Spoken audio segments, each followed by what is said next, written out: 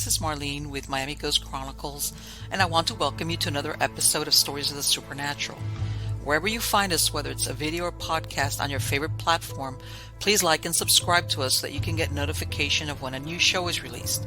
You can also find us on major social media platforms. If you go to miamighostchronicles.com, you can find links to the videos or MP3 files, which you can download and enjoy without commercial interruptions.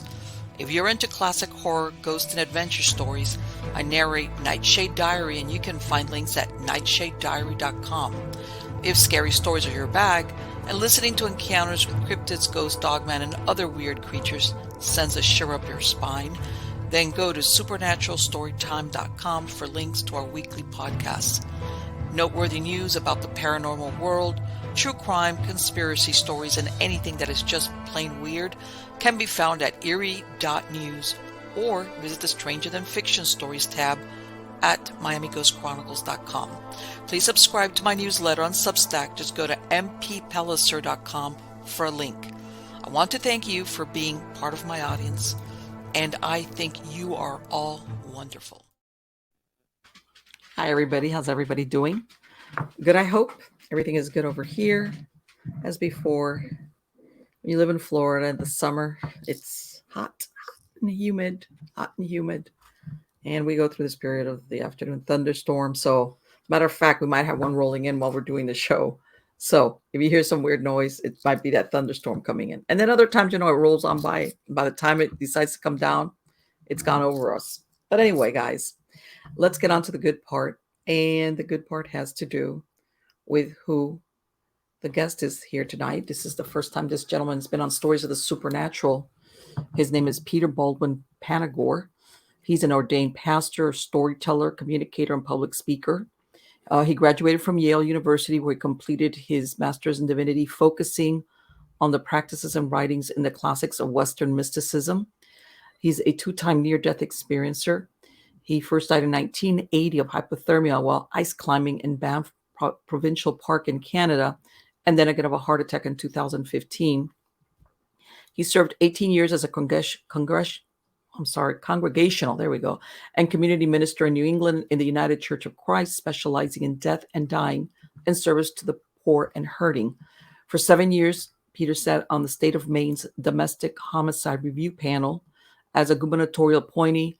He lives in coastal Maine, where he enjoys his family, nature, books, gardening, writing, sailing, and skiing. He is the author of Heaven is Beautiful, 2 Minutes for God, and Stories from a Soldier's Heart. He also contributed a story to Chicken Soup for the Veteran Soul. Help me welcome him. How are you doing today, Peter? Hey, thanks for having me, Marlene. It's very different weather up here in Maine than it is down there in Florida. Yeah, one time I went up to, I think it's Point Elizabeth or something like that. Cape Elizabeth. Cape Elizabeth. Okay, that was it. And I remember we went 1 week, which we was sheer luck. We went 1 week before they closed down, because I think it was in October. They closed for the whole winter. Yep. And it was the best lobster rolls, by the way, I've ever had. But yes, I know. What can I say, right? It was very nice. It was very quaint. But yeah, you could tell that over there, we're not even staying open. That kind of deal. Yeah, all winter. In the town I live in, most of the stores are closed through the winter. Right. With 1 or 2 restaurants open. I can imagine, because what is it? It just gets too cold, or?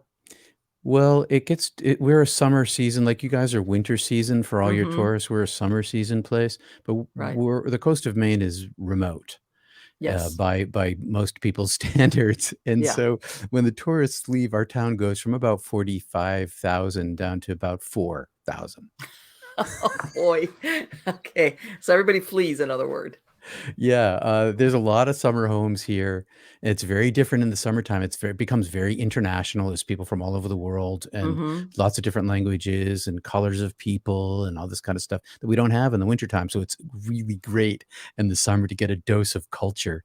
On the Right, but then wintertime, everybody just it gets, what is it, icy and Well, it depends on where you live. It's a pretty big state, and so up in the mountains, you can get 10 feet of snow, but I live on the end of a peninsula, and on the end of the peninsula is a neck of land that is another peninsula that's small narrower, and sticks Mm-hmm. further out into the ocean, and I live down at the point of this land, and so Okay. it can rain on where I live and snow a mile away. It can be icy where I live and have snow a mile away. It can be 65 degrees all week this past week in the fog, when 3 miles away, it was 75 and sunny. And it's the North Atlantic, which is where you're at as It far as, is, yeah. yeah, Cold water. very all the time, right? Yeah. No, like I said, we went there and it was there in October. It was already cold. Right. And, they had a sign up, we're closing October. It was like right at the end of October. And we're like, huh? Yep. And then of course, they didn't open until the springtime. And it was, we realized later on that was across the board. Yeah, that's the norm here. Wow. So, and you've lived there a long time? You've lived in Maine a long time? 36 years, something like that. All right. So you must like it. You must like it. Yeah. I'm originally from outside of Boston, and Mm-hmm. and we were kind of Cape Cod family, and when I came up to Maine, and it was community like I'd never experienced it. Okay. I can imagine that must happen. As a matter of fact, the people that stay behind, everybody must be like, everybody knows everybody else. Yeah, there's pluses and minuses to that, because you can one day somebody called me on the phone and said, "Hey, your broom's out front." All right. Yeah, I see what you mean. That's funny. That's funny. Yeah, I moved from South Florida up to North Florida, and the little town I moved in has like 5,000 people. And I'm not there yet. I'm like a newcomer. But I've got a neighbor that's been here since '85, and other people, and they know everything about everybody. I mean, it's like the Daily Pulse, everything about everybody. And did you know? And then so whenever I call her up and I go, Sherry, hey, have you heard about? Oh yes, the unofficial newspaper. So I kind of understand what you mean as far as like that. Yeah, it's like stuff you want to know, and even more. Yeah, But, and you have to be very careful about when you move into town. Everybody is warned that you never talk about anybody in town, because everybody is related to somebody. Oh yeah, that. Plus, it's really funny because we live on acreage, so we barely have like 6 neighbors like around us, Nice. and it's really fun. But they were really nice at the beginning. But then when they got to know us a little bit better, everybody's trying, because that neighbor, he does, and everybody, they all get along, but they all kind of squeal on each other about all these little things, and we're like, oh. Yeah, okay, all right. We're like, no, we're not going there. We're not going to. I don't participate in that stuff either. I'm Right, like, but yeah, la la la la la la. After we got to know each other, it was like, but they all came with their version of things. I was like, well, yeah, okay, I understand. But Yep. because everybody wants you on. Be good to be warned of the dangerous people, though, because there are dangerous people, and it's good to know who they are. So Of that's a good of thing. course, no, Right. that's one thing. But and of course, we all traded telephone numbers. And I remember, like, the first year I was here, I put these Halloween decorations that were hanging. I have like a little gazebo thing out in the front. It's one of those things that you hang and they float, but they're like human size. All they are is really cloth. And I have a neighbor, she's across the street, and she wears glasses, but I mean, she calls me up and she goes, Marlene, are you home? And I'm like, no, I'm not. She goes, there's these men in black suits standing in front of your house. I was like, what? I was like, I almost tore out of the grocery store. And I said, wait. I said, Leisha, wait a minute. What did you say? They look like men in black suits. I go, that's my Halloween decoration. Well, she was looking out for you, though. She was, though. But it was, we laughed. I laughed. And when her husband came home, he laughed, because I understood I would have appreciated it if there were really somebody in my yard in front of my house. Of course. But yeah, it was that kind of thing, like what you're saying about the broom. So I get it. But let me ask you something, Peter. You made that comment to me about before we started to record, and even besides what I said in your bio. What you're saying, you grew up in Boston, and what happened? What set you on this path, or did it come from family? That's a very big question. I'll try to be brief about it. This path started when I was 5. I Okay. had an out of body experience where I was, in brief, an entity of light, an angel, but not the ones you see made of stone.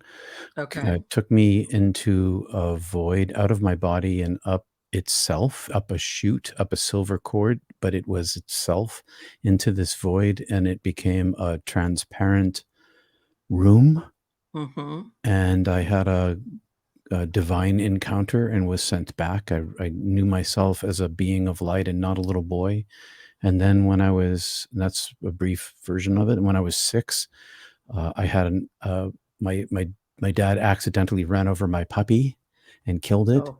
on a Mm. Saturday, and I carried it to the vet. And that night, uh, Ganesh came to me, but I was a Greek Orthodox Roman Catholic boy out of Mm-hmm. Boston, didn't know, nothing about Hinduism, Right. and it was had an experience of out of body wisdom and a look at infinity. And then when I was in high school, other things happened in college. This path is long. I've been Let me ask you something. That first, because as a 5-year-old, that's pretty heavy.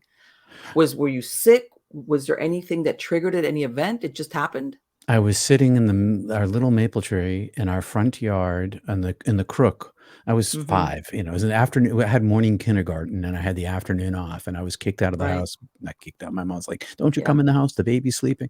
So I was hiding in the maple tree, waiting for my 2 sisters to come back from parochial grammar school. They went to the local Mm-hmm. Catholic school, and I was going to jump down and scare them because I was that kind of kid.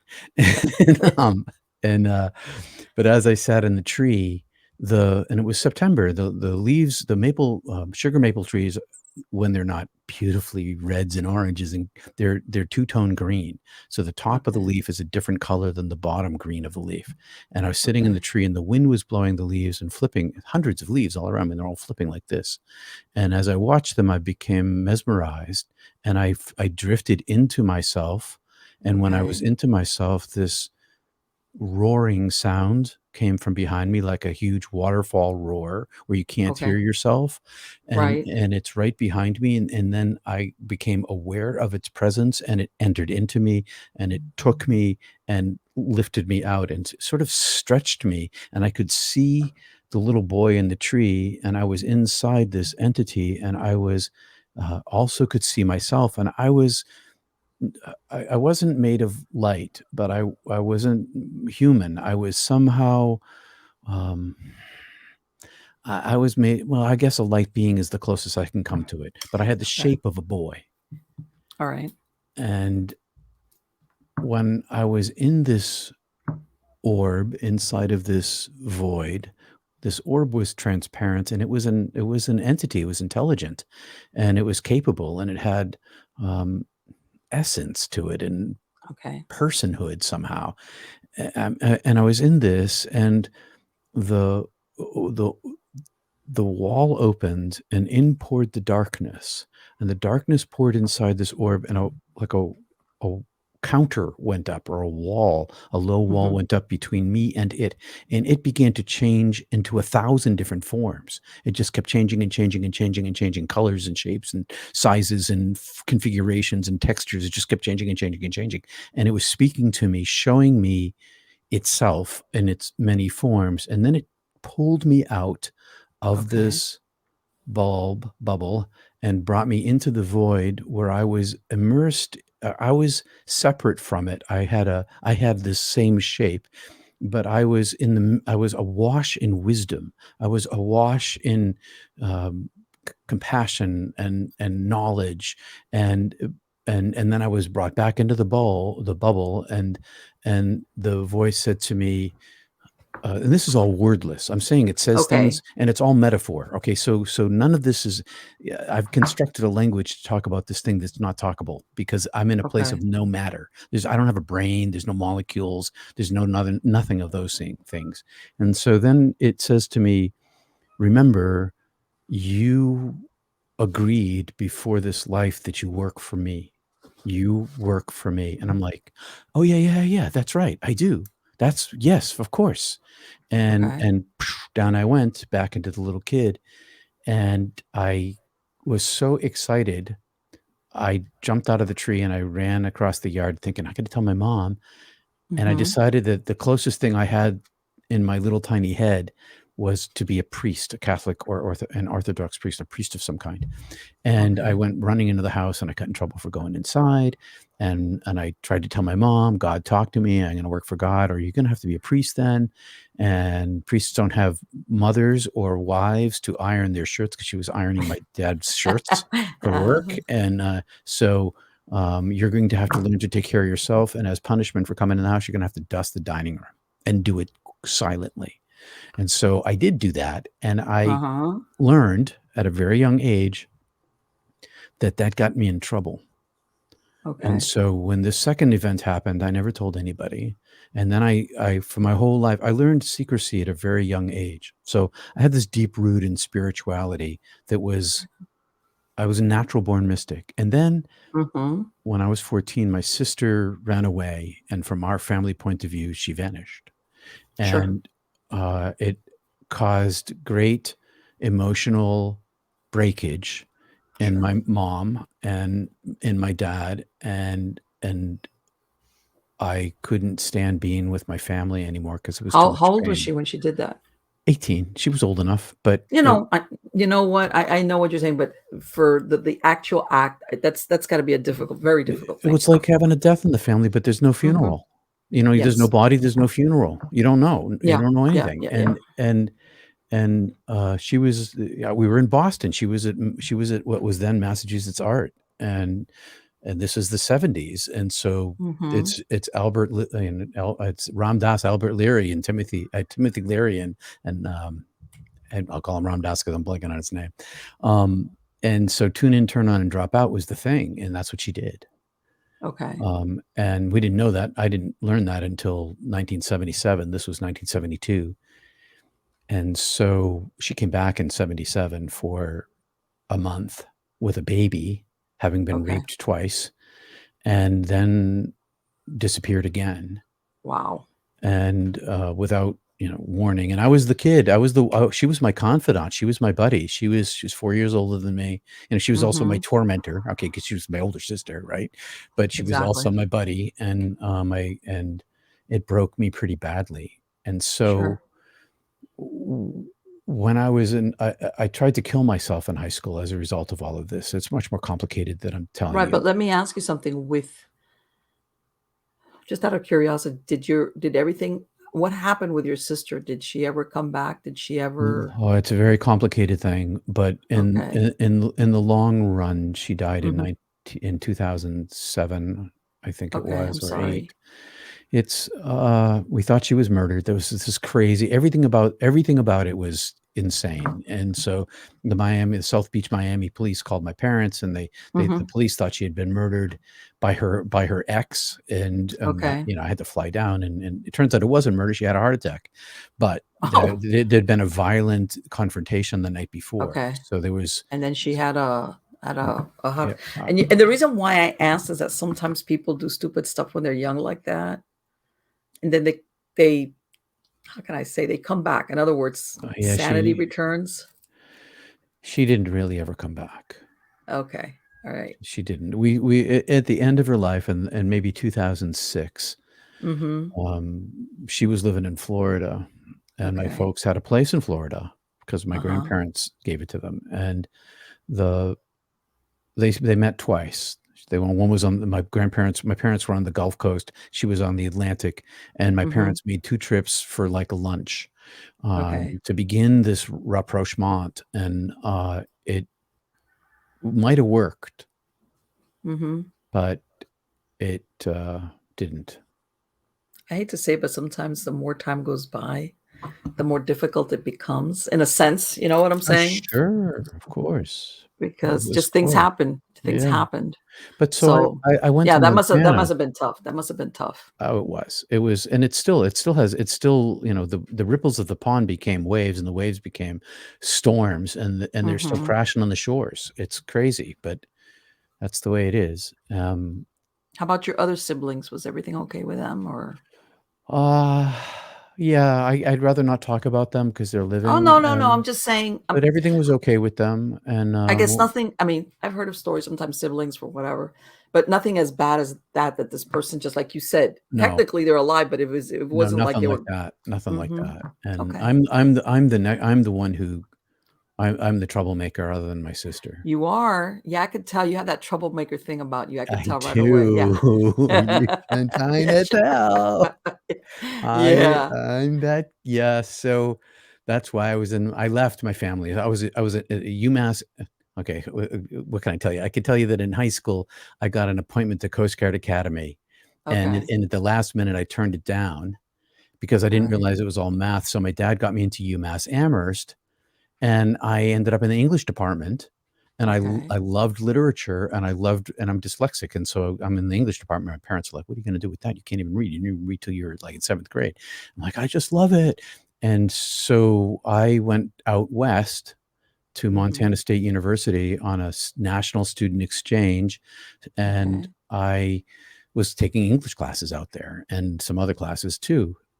But I didn't wanna go back home. I went home in December for Christmas, and it was terrible. We had I worked all Christmas in construction, and, Mhm. but my dad and I nearly got in a fist fight. It was just awful, but Okay. it wasn't he wasn't the one thinking about throwing the punch, I was. And, Okay. I was like, "It's just too much pain," and so come spring break, I decided I'm definitely not going home. Okay. So I decided to go on an adventure, because I should say I was in a my dad was my Boy Scout leader. He was the Alright. assistant, master for my whole time. We had a great relationship till all this terror Mhm. came, right? And, I was in the Boy Scouts, I was in the National Ski Patrol. I'd spent a week the year before, 10 days the year before, hiking the Appalachian Trail in the winter. I climbed ice Ooh. mountains. I'd done all sorts of stuff. Alright. And so going on this 10-day ice climbing, snow caving and ice climbing Oh, man, adventure let me tell you was that. Let's just let's caves and ice climbing. Boy, 2 for it the was up price of my 1. alley, and Yeah. so I was looking for something to do, and this guy at the outing club where I was a member and going on backpacking trips and leading trips and Mhm. stuff, he had planned this trip to British Columbia, snow caving, which right on the border, and Alberta, ice climbing, off of the Icefields Parkway, and so we went on a trip together, a short trip to the Tetons, and we found out that we were compatible in personality and skill set, and most importantly, it snowed about 8 or 10 inches in the higher elevation we were in, and we weren't really ready for that, but neither of us lost our head, and as a result of that, we both knew that we could trust each other. Neither of us were gonna Okay. freak out. And Okay. it wasn't hard with the snow on the ground. We just like we should have brought snowshoes. We didn't have any snowshoes, so we had to stomp Right. out. So, we went on this probably 8 days of snow caving, backcountry skiing, 70 pound packs, cross country skis way out into the wilderness, uh, and then back in again, and it was great. We had some trouble, of course, but we overcame and loved the challenge, and we get to the climb, and my climbing partner, came from a more well-to-do family than mine. He had nothing that Okay. he wanted for nothing. He had a brand new Mhm. car his dad bought him. He had all the ice climbing gear. He all of it, like, his rig was incredible, and he had just finished his certification as a lead ice climber. And so we were, and I'd climbed a lot. I hadn't climbed ice. I'd climbed rock a lot. I've been a rock climber, but I'd camped in the winter my whole life as a Boy Okay. Scout. That's what we did. And plus I was skiing every weekend, in the ice cold and on the patrol. So I made a mistake though. My mistake was convincing Tim that I could climb with one axe and a hammer, and the hammer is inky dinky. It's, the size of your Okay. fist, Okay. with a strap on the bottom and the bird beak that you use to chip out the ice and turn the ice screw this way and that, and it's got a strap on the bottom. You can hang it on your carabiner and not drop it, but you can climb with it. You can stick it in the ice and hang on to it and pull yourself up. The axe, you put it in the ice and you pull yourself up, but it has a strap for you to rest on, and it's a much bigger tool, so you get this huge swing. So Right. I convinced him that I could do this because I was 21 and strong of mind. And it turns out he did do it, but I slowed our climb down significantly by hours. Okay. All And right. that meant that by the time we reached the top of the first of the climb, the sun was setting and the temperature dropped 30 degrees. And we already knew that we were in trouble. I mean, all the other teams, we weren't the only team on the ice. There was like Right. a bunch of other teams, and they were left or were leaving, and they were at the bottom, and we were still climbing. And so we're Okay. like, oh my God, oh my God, oh my God, oh my God. And so the temperature drops 30 degrees and violent shivers start immediately. Ice climbing can be a wet sport because you're sweating and the ice falls down your back. We were warm during the day. We had enough water and enough food, but we ate all our food and we were out of water and our inner clothes. And this is also in the time before super high tech gear. This is just Right. before all that came online. What And elevation were you guys at there? not very far up. I was probably Okay. 600 feet from the bottom, but the whole place is like 5,000. The floor is like 5,000 feet. And the tops of the mountains are like 10 and 12 and 14,000 feet. We weren't that far up, but it was Okay. March and there was 10 feet of snow on the ground and we're like a day and a half drive from the Arctic Circle. It was, and it's remote. It's really, if you ever look at a population map of Canada, you notice that everybody lives on the American border. It's like 80% of the people live right there because you go further north than that and it's There's nothing out freezing. there. And Yeah. it's because it's so cold. Yeah. And we were north of that, and it was so cold that we knew that we were going to die. It was the month before. So this is March, and in January I was working at Bridger Bowl, which is the ski area in Bozeman, and it was Right. 50 below zero, and I was pulling 50 below zero the month before. Oh my God. 50 below, and in the morning meeting in the ski patrol shack, we were refreshed on hypothermia and frostbite. So that and we were pulling people off the mountain all day. That's what I did. I go out for a run. You got frostbite, you're out. You got frostbite, you're out. And then I go in, I'd warm up for an hour. So I knew it was right on the top of my head what the circumstances were going to be for us. So to cut a long story short, we had one of those super high adventure survival stories my book's been optioned for a film, and I've been working with a bunch of LA producers for more than 2 years, as we move towards to making a movie. And one of the reasons why they asked whether they could option this book is because of the high adventure story. It's dramatic. And I'm not going to tell you all of it because it doesn't get to the nub of near-death experience. Let me ask you. So at this point, like you said, these other teams left. So you guys are there by yourselves. Oh yeah. And there's nobody that like, hey, can you spare me up? Nothing. And not only that, this is a place at the time, because I looked this up. At the time, this is 1980. At the time, there were 1.7 people living per square mile in the entire province, and they all lived in like 2 towns. Forget it. So in between, there was nobody. And literally nobody. And it's the name of the road is the Ice Fields Parkway because it's full of ice fields. There's glaciers all over the place. And yeah, so I'm laughing about it, but until I'm sure that right then and there you were like, I'm gonna die. I was terrifying and I went back in 2016. Somebody sent me back.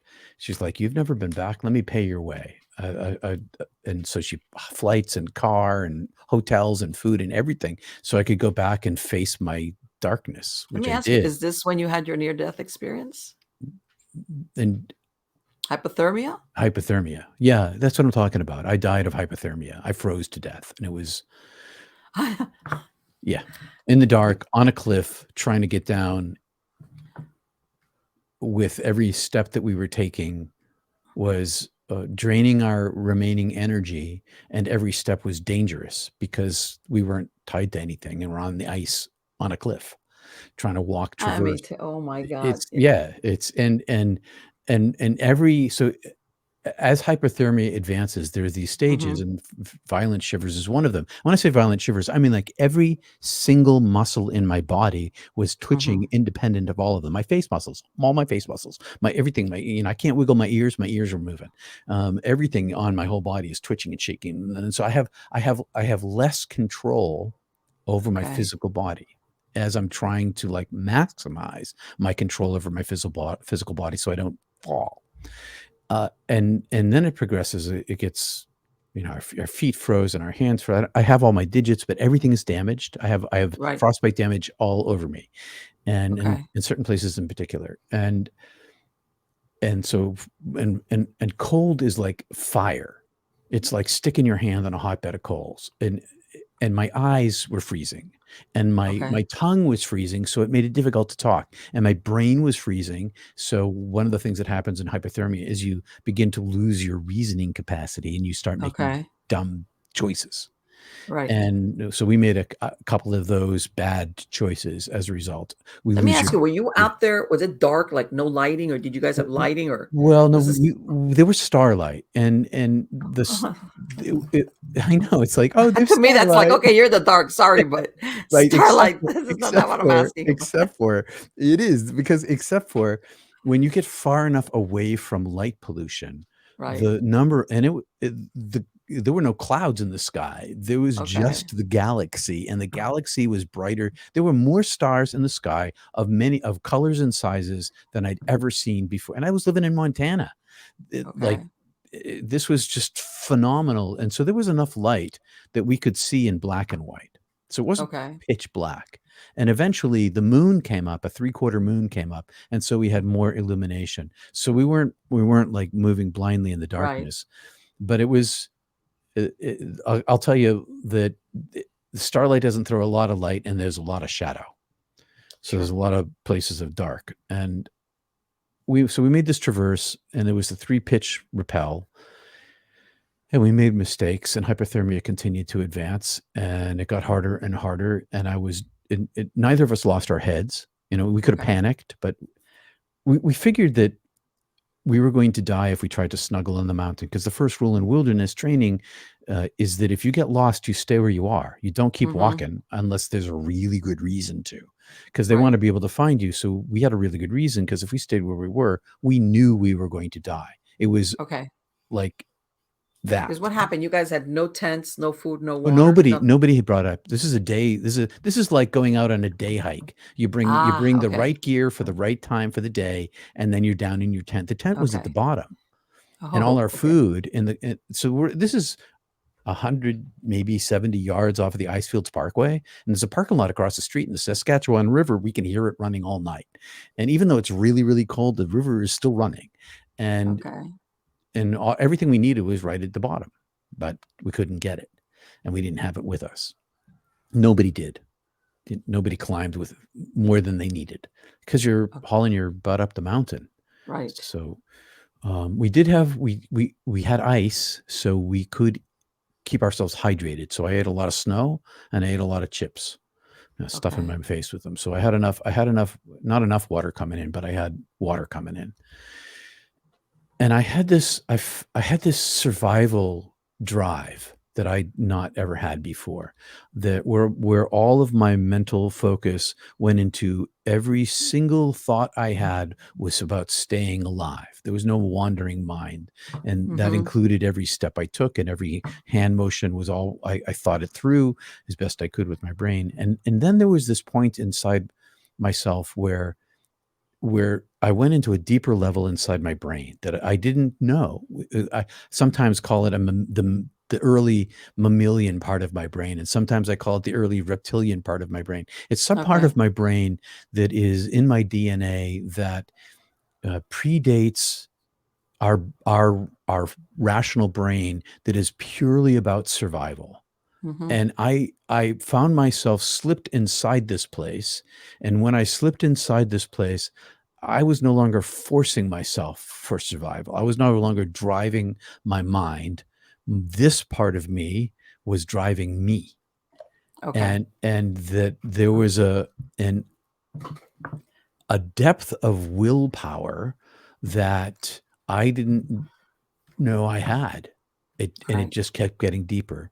So by this point, by the point that that was happening, we'd made it through one rappel, and we were headed to the second rappel. And we came down the second rappel, and there was an iron pin with a ring down this dark. We're off the ice, we're on rock now, and this dark craggy area. And we get down to the bottom of this, and Tim went first, and he's standing on a ledge the size of a kitchen table, and in the mountain in front of us are iron pins epoxied in with O-rings, iron, and carabiners and straps with carabiners, because it's the practice. It's the 150 foot climb that people go up to practice their climbing and rappelling. Right. And so we're safe from falling here. And so Tim is to my left, and I took the rope, which is a double rope, and I tied one end, and I get frostbite, and everything I do is like I get to take my gloves off, and it's all this. I have to really think about. I have to look at my hands to make sure they're doing the right thing. It's very, very taxing. And I tie one end to my harness, and I take the other end, and I toss it off out around this corner in order to then pull down the line toward us so we can rappel. But as soon as I pulled, it jammed in somewhere up above. It got snug, and then I pulled it again, and it like locked in. So first pull snug, second pull can't tug it at all. And the way the setup was is that there's kind of a corner. The rope. I was went gonna around. say you can't see what it is. No, and I can't see what it is because I'm off 10 or 15 feet from 10 feet from the corner. And I'm locked into the mountain, and I got hypothermia. And if I unhook myself, and I'm off the ice, I'm on rock. So I'm on rock with cleats on. I can't even think of the name of them. I know what you're talking about. Those things with the spikes, those shoes with the spikes on them. And so I'm on rock, and those are kind of skiddy on rock. They're little tiny metal points. They're not grabbing anything. They're kind of like skates on rock. And so they're not super safe to walk around in the dark when you have hypothermia. And so besides, even if I looked around the corner, I wasn't going to be able to get the rope free because I would have to reascend, which I couldn't do in the gear that I had. And I couldn't do it a free climb, which I'd done a bunch of free climbing in my life, but I couldn't do a free climb. I couldn't even feel my fingers. And so I tried to flick the line. You know how you flick a line. See if it'll come loose. But it was the line lay against the corner of the mountain. I couldn't get the flick to go past the corner, like the end of a frequency wave. So that was it. Now you can't keep going down. We can't go down. We can't go up. It's a sheer face up into a sheer face down. God, yeah. We could go down. We could drop and onto what's called the talus cone the talus cone is where all the rocks that break off the mountain for 40,000 years pile up in a big jagged pile at the bottom. So we didn't want to do that because it'd kill you. I was going to say, what was the drop anyway? 150 feet. It was a long way. Forget it. It was a long, it was a long way down. That's very high up. It was. And so hypothermia continued to advance, and we both knew the circumstance we were in. It was pretty obvious that we were going to die. And I reached that conclusion. I kept pulling on the rope, but I was like, okay, I'm going to die here.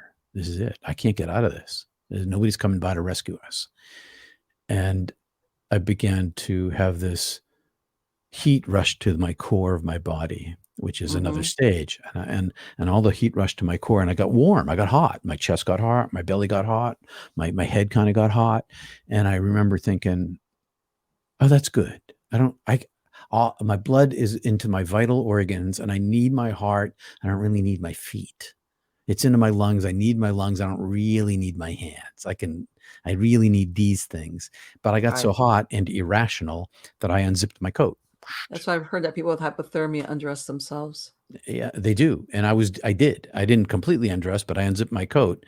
And Tim, and we only talked. Our situation was so desperate and our energy level so low that we had an agreement that we would only speak as few words as necessary when only necessary, never any other time. Because every time we spoke, it was like you watched the gas meter go down to click, click. Every time we moved, click, click, click. And so not only were we fighting against the cold, we were fighting against our own energy reserve, which is what was keeping us warm. So we knew that Okay. if we stayed where we were, not moving, we were going to die. If we moved, we had a chance because we were going to generate our own heat. But we're running out of energy to generate the heat, and everything we did took away that energy. Okay. So he yelled at me, and I was like, what do you know anyway? Or whatever I said I'm to him. hot. I'm I'm hot. hot. I'm hot. And then I had this realization that oh yeah, that's a hypothermic thing, and I didn't care. But when I realized it, I had this peace come over me because I recognized that that's the third to last stage, and I wasn't getting out of the situation I was in. And so the drive went out of me. When the drive went out of me, this peace settled on me, this acceptance of death. And I started thinking about God and my family and my sister missing and my mom and my dad and how I was going to die, and it was going to be in all the papers, at least it's going to be in Montana and in Boston and in Calgary because, a couple of young fools died ice climbing. And I was like, oh my God, it's going to be this big splash. And my mom's going to really break. It's like, it's going to be the final thing. But I had this acceptance of inevitability, nothing I could do about it.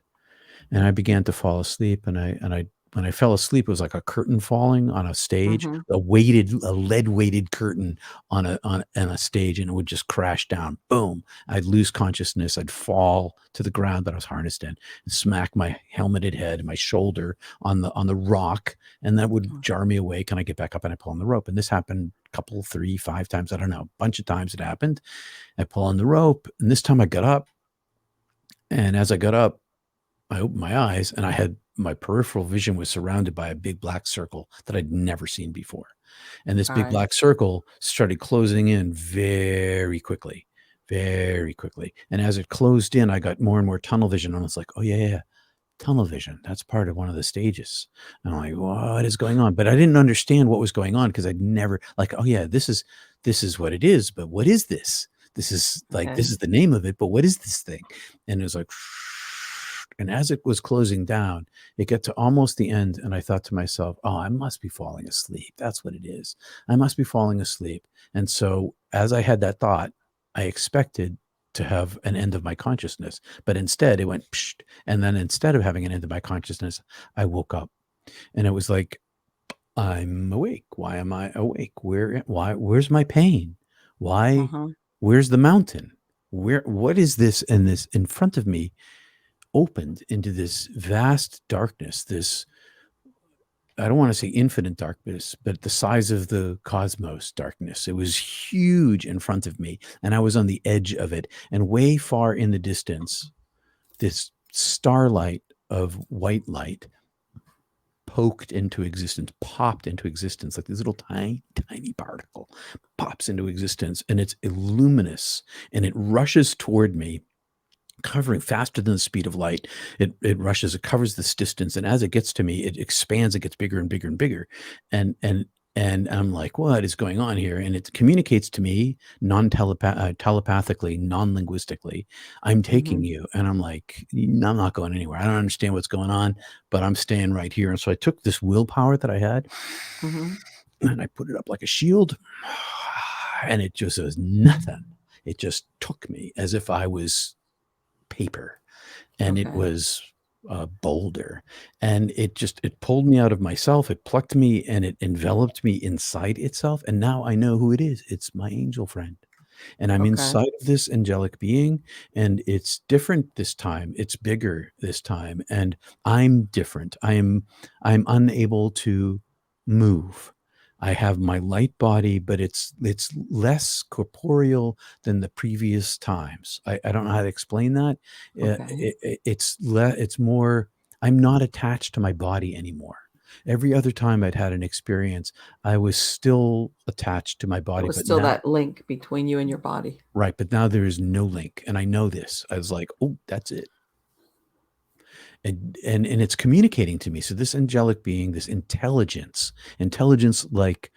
so everything I'm saying is in metaphor, and everything I say is a minuscule, tiny bit of what I'm trying to say. When I say intelligence, we think of like the smartest people in the world. Nothing like that. It's like the smartest people in the world are the size of an atom, and this intelligence is the size of the cosmos. That's that huge difference. And this thing is most intelligence. It's also, almighty. It has power. It took me. I was like a rag doll. I had no autonomy. I had no agency, and I'm inside of it, and I'm sort of in this layered pressure, and it's sending me through all of itself compassion and comfort and welcome, and I was content. I was like, okay, I can't move, it's cool. But I could see out through it, and we were traveling back up the route that it had come, and I had a bilocation.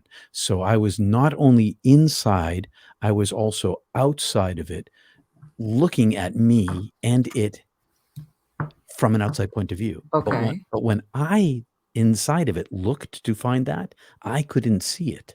But Right. I was an I, a non-local I. I felt like I was part of the greater divine, but I was a limited form like a higher self than the self that was in the angelic being.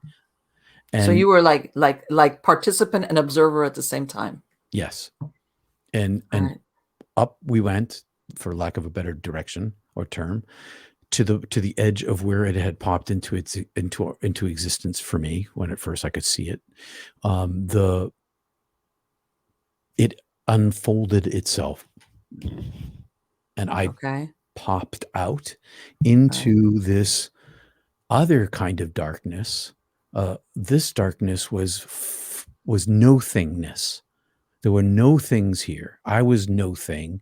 This darkness was, if the darkness I was just in had some substance to it in the size of a single universe, this had no substance to it in the size of 10,000 universes. It was just Okay. blackness that was illuminated, paradoxically, both. I could see in it, although it was all darkness, and I could see depth in it, although it was all darkness. But only to a point. And at Right. that point, the infinity was itself darkness. And I was in this great ocean. I was a drop in an ocean, but I was content, and I was ginormous in comparison to what I am now, like much bigger. And I knew myself. I was, oh yes, this is me. How did I forget me? How did I think that was me? And this me, I had no brain and no body and no eyes and fingers, but I could see, hear, think, all as my whole energy was one thought being of Okay. feeling and understanding. And because I didn't have a brain in the way of my thinking, I could think rapidly. Like the rapidly is like a weak word for what I'm trying to say. And as I'm in this place of contentment, the darkness opens, and this darkness sort of rips open, or a kind of widens open, and there is this waterfall of light, and as big as I am, this is much bigger than me, and it's got some distance away from me, and it's still gigantic, and it is made up of all of the colors of all of the stars that I had seen that night, and there were lots Okay. of colors, but it was also all of the electromagnetic spectrum, X-rays and infrared rays, and there are all these little tiny particles of all these different kinds of light, and more than just the electromagnetic spectrum. It was a billion different types of frequencies and colors of light, and simultaneously all these little tiny, like pieces of glitter Okay. that were this waterfall, were also all pure white. So it was both at the same time, not switching between one and the other, but simultaneously both. And it had this dimensionality to it. It had a solid surface, which Okay. was solid and I couldn't see through, but there was a translucence to it simultaneously. So I could see the depth of it. And there was a transparency. I could see through it. And through it was a darkness. I was a tunnel that led into a deeper darkness. And it was the most seductively beautiful, desirous. All I wanted was it. And I had this thought, I want you. And as I had that thought, I moved toward it. My thought was my movement. And as I thought it, I moved, and it moved toward me. And I came right up to it and touched it with my being. And as I touched it with my being, it was all life, capital A, capital L, all life. It was the living thing, the living being, and it opened me and poured inside of me and inflated me and surrounded me, and it spoke in a voice without sound inside me and around me, and I could hear it, but I couldn't see it. And then all these things, and also I should add, this is in Let timelessness. me ask you, so that Yes. prototypical near-death experience that you hear of the tunnel and you see people dearly departed come for you, this was not your experience. No, but as a clergy person, I attended, I was a specialist in death and dying, go figure. Okay. And so I attended quite a number of deaths in hospitals and hospice where that would happen. The Okay. relatives would come and they'd see them and they'd talk to them. Hmm. That was So not maybe it my wasn't experience. because you didn't have that experience because you weren't going to die at that point back then, I or come back anyway. Well, lots of near-death experience. I chose to come back. Okay. I was not sent back. I was meant to die. And Okay. I made it, I was given a choice and made a decision. And that's a Right. weird thing because I was given a choice and made a decision, but the omniscient being is omniscient. Okay. So I did it know that I was going to choose what I Right. I was chose? going to I say, like, right, if you go down that rabbit I, hole, it's yeah, like, well, I knew what you were going to pick. So, right. So what's free will? I don't really know, but I did right. have a choice. I can say that. So on all these things, I'm in timelessness, and all these things happen at once, and it's very difficult to talk about sequentially. But I've created a chronology because I don't know how to talk about it any other way. So it flows into me, and literally all these things happen at the same time, and it takes a long time, but it takes no time at all. It does, everything about it's paradoxical. So it sees me. I'm being seen. It's inside of me, and there's no part of my human self that Hmm. escapes the glaring eye of light. I have Okay. no the little tiny dark corners or big corners where I've stuffed away my shame or the whatever it is that I want to hide from other people. There's no hiding. Everything is seen. Everything is seen about me, and I'm like shocked by I am fully known. I know you. I've always known you. There's nothing. I know you as you live, meaning Right. I'm with you, knowing you as you live. I'm in the experience with you.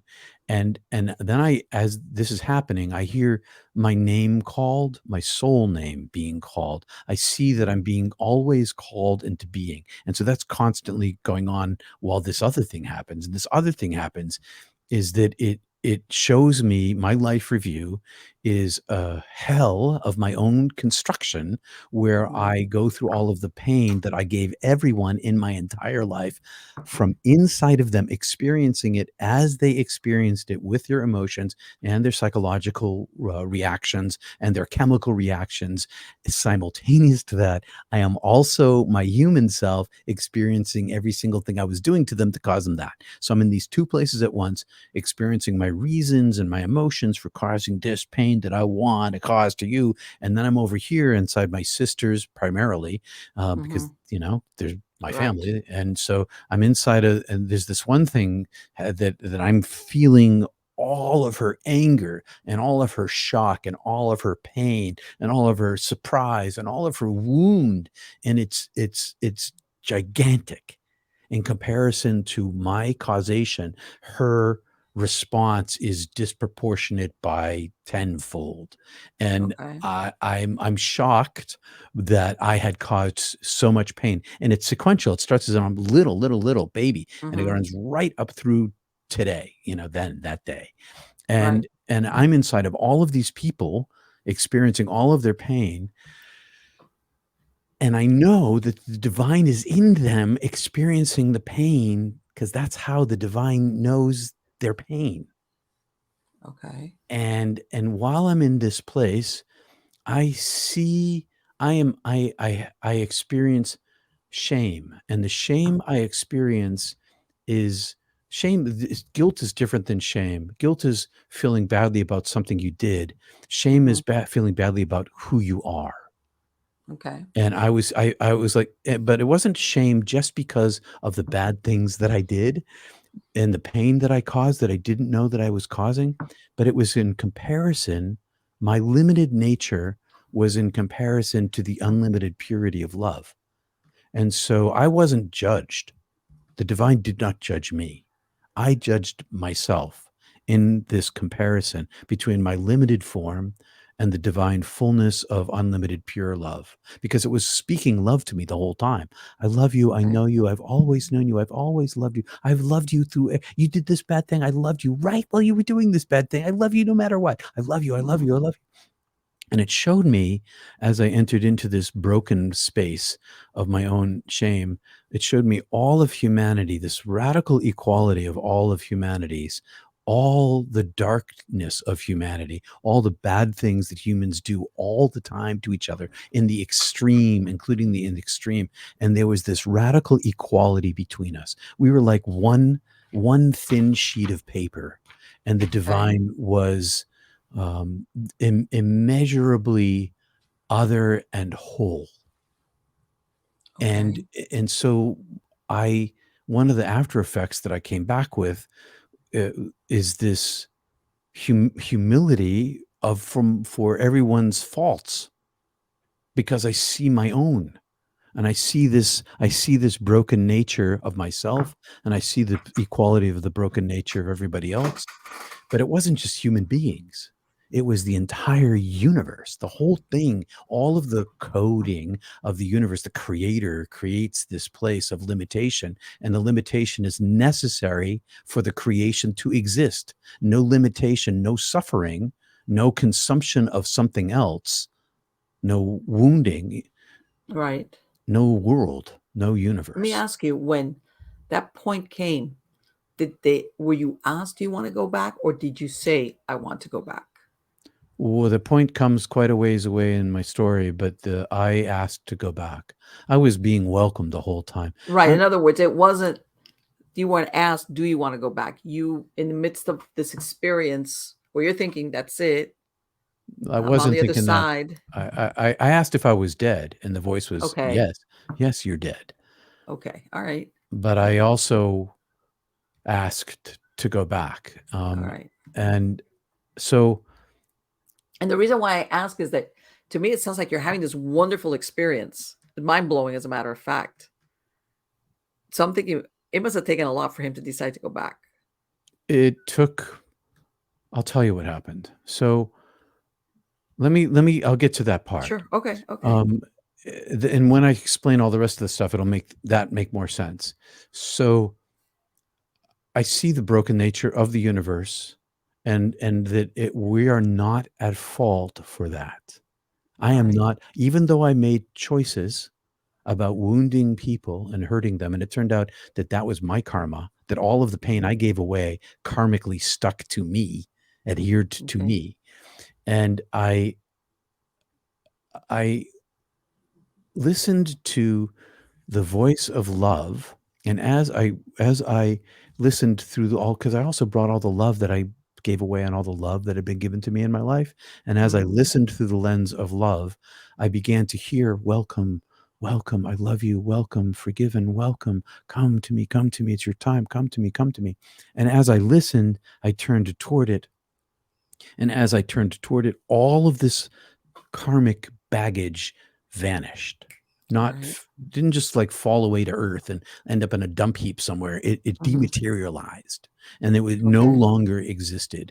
And I figuratively turned to the divine, and I inflated. And as I inflated with this collection of things on earth that we put into different categories: truth, love, knowledge, bliss, awe, understanding, paradise, adoration, all these truths were one truth. And as I Okay. expanded into this one truth, beauty, love, light, I saw my name is still being called, and instead of seeing my human self being called into being, I see my soul self being called into being, and I understand that this is my eternal nature being called into being now, always in the now, but also over eons. So it's this All right. paradoxical thing of the timeline of eons, but also always only in the now. And as I'm being called and inflated to this point where I was still I was in communion with the oneness of being. Any further into the oneness of being, and I would have annihilated, obliterated, and been the thing itself. But I didn't. I Okay. stayed in this communion state of union where I was in adoration, but I saw the myself in two, three other ways simultaneously. I saw myself as a singular photon. I Mm-hmm. experienced myself as a singular photon superpositioned with a field of photons, and this field of photons was the divine being, infinitely deep, infinitely high, infinitely low, infinitely wide. But I was separate from it, outside of Okay. it, but like a cable connected to it. And so All I right. was both it and not it simultaneously, limited form of the it. And this is it was the core of my original self. And from this position, I saw another self below me. And this other self below me was also me, but it was my soul self. And my soul self was like, I've been describing it as a big loaf of like a baguette, a huge baguette. And in Mm-hmm. this baguette were kebab spears and hundreds of kebab spears. And each one of these kebab spears was a life that I had lived, but they were Okay. all being lived simultaneously and Oh. into different like universes and Okay. but none of them were me. I am this photon. Even the soul self, which is me, is not really me, and none of the lives are me. I am this almost all of the superpositioned unlimited form. I'm almost Let me that. ask you, this being or whatever, are we talking a singular? I mean, Oh, or it's were you thinking it was a it, group? I don't know how to it best was describe that. one and many. It was a Okay, you single understand what one, I'm asking, and right? it was a single one. It was a single field and a Mm-hmm. bazillion photons. Okay. But they were all one, even though they were separate. It's paradoxical. Okay. And so I see the elongation of the long tail of my soul life, my All right. incarnatable life. And there are these incarnations I see inside them. And even though they're in timelessness, because they're all happening for me right now, there's also Okay. this chronology to them. And way at the end is my most recent. And All and right. I ask, Mm-hmm. can I look? And so I go down inside this one life, and I'm inside this one life, and I am a man, and I'm when it's an old, it's like it had a Middle Eastern feel to it, and Okay. I've got sandals and dirty feet, and there are palm trees, and I can't see myself, but I see the people I'm with. I'm with a bunch of people, a bunch of men, Okay. and we're walking, and there are people like selling things and mothers with children, and they're all walking, and everybody's talking, and it's a sunny day, and there's dust, and and I'm like occupying this person as an outsider. And then I'm out Okay. of this person, and then I'm into a previous life, and in this previous life, I don't know what I was. I was like inside some kind of either alien on another planet or some kind Okay. of mammal or reptile with a different set of eyes, seeing an entirely different world. I don't know where I was or what I was. Okay. And I'm out again, and then I'm also simultaneous to all of this, I'm being inflated. So I'm also being all of this is at the same time. And then sorry, I keep whacking my mic here. I gotta move that angle, do that. Um, and then I deflate. And as I deflate, I come back to the void And I wanted to know about the structure of the universe. And I was shown how the whole thing's put together, and it's way complicated, Okay. way complicated. And I comprehended it, but even in my comprehension of it, I knew that there was more that I couldn't see because infinity. And so I shrunk down to this smaller size, and I say, "Am I dead?" And the voice is like, "Yeah, yeah, yeah, you're dead." I say, "Well, what about my parents and their suffering?" And as I think this thought, it's also saying to me the whole time, "Welcome home, welcome home, welcome home, Mhm. welcome, welcome, welcome." And I'm swept across the belly of this universe, this space, this void, to an edge where it's permeable, and part of me is tucked outside of it while the mass of me is inside this heaven. Part of me can see our galaxy, I mean our universe, and I can see all of our universe as it was right then. And I could see incredible distances. I could see the origin of our universe. I can see our universe being born into being. And there is this darkness, this infinite darkness out of which this light is coming. It's like Okay. manifesting this light, and this light is weaving itself into all matter in our universe. And I can see that all matter, all these galaxies, 100,000 galaxies, a million galaxies, they're all woven of this light inside them. And I can see it woven through everything, not just the planets and the galaxies, but all the space in between, the whole thing. Everything is made of this. And as I look back into time to the origin, this Mhm. darkness is birthing universe after universe after universe. I'm Okay. seeing in this one universe, but there's like one after the other, after the other, after the other, after the other, and all of it, the entirety of all these universes, and this universe I'm in, and the infinite darkness itself is made of love, and it is speaking love as it makes everything into being, and it aims all of this love directly at me. And it Alright. says to me from inside of me, behind me, around me, above me, it says to me, "In the way that I love you now, which is infinite, incomprehensible love, the way I love you now, I have always loved you, will love you, and all is well, has been well, and will be well, because I am wellness. I am goodness. I pervade everything that there is, and I love myself."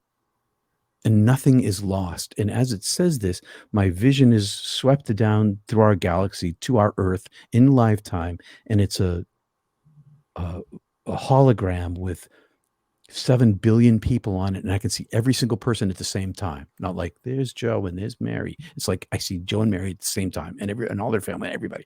7 billion people, and they're half the planet sleeping, and half the planet, some of the planets at war, and there's babies being born. I see everything, humans, beings living. Alright. And I want to get closer because I see inside of every single human being there is a tiny, tiny, singular point of golden light. Okay. Everyone has this.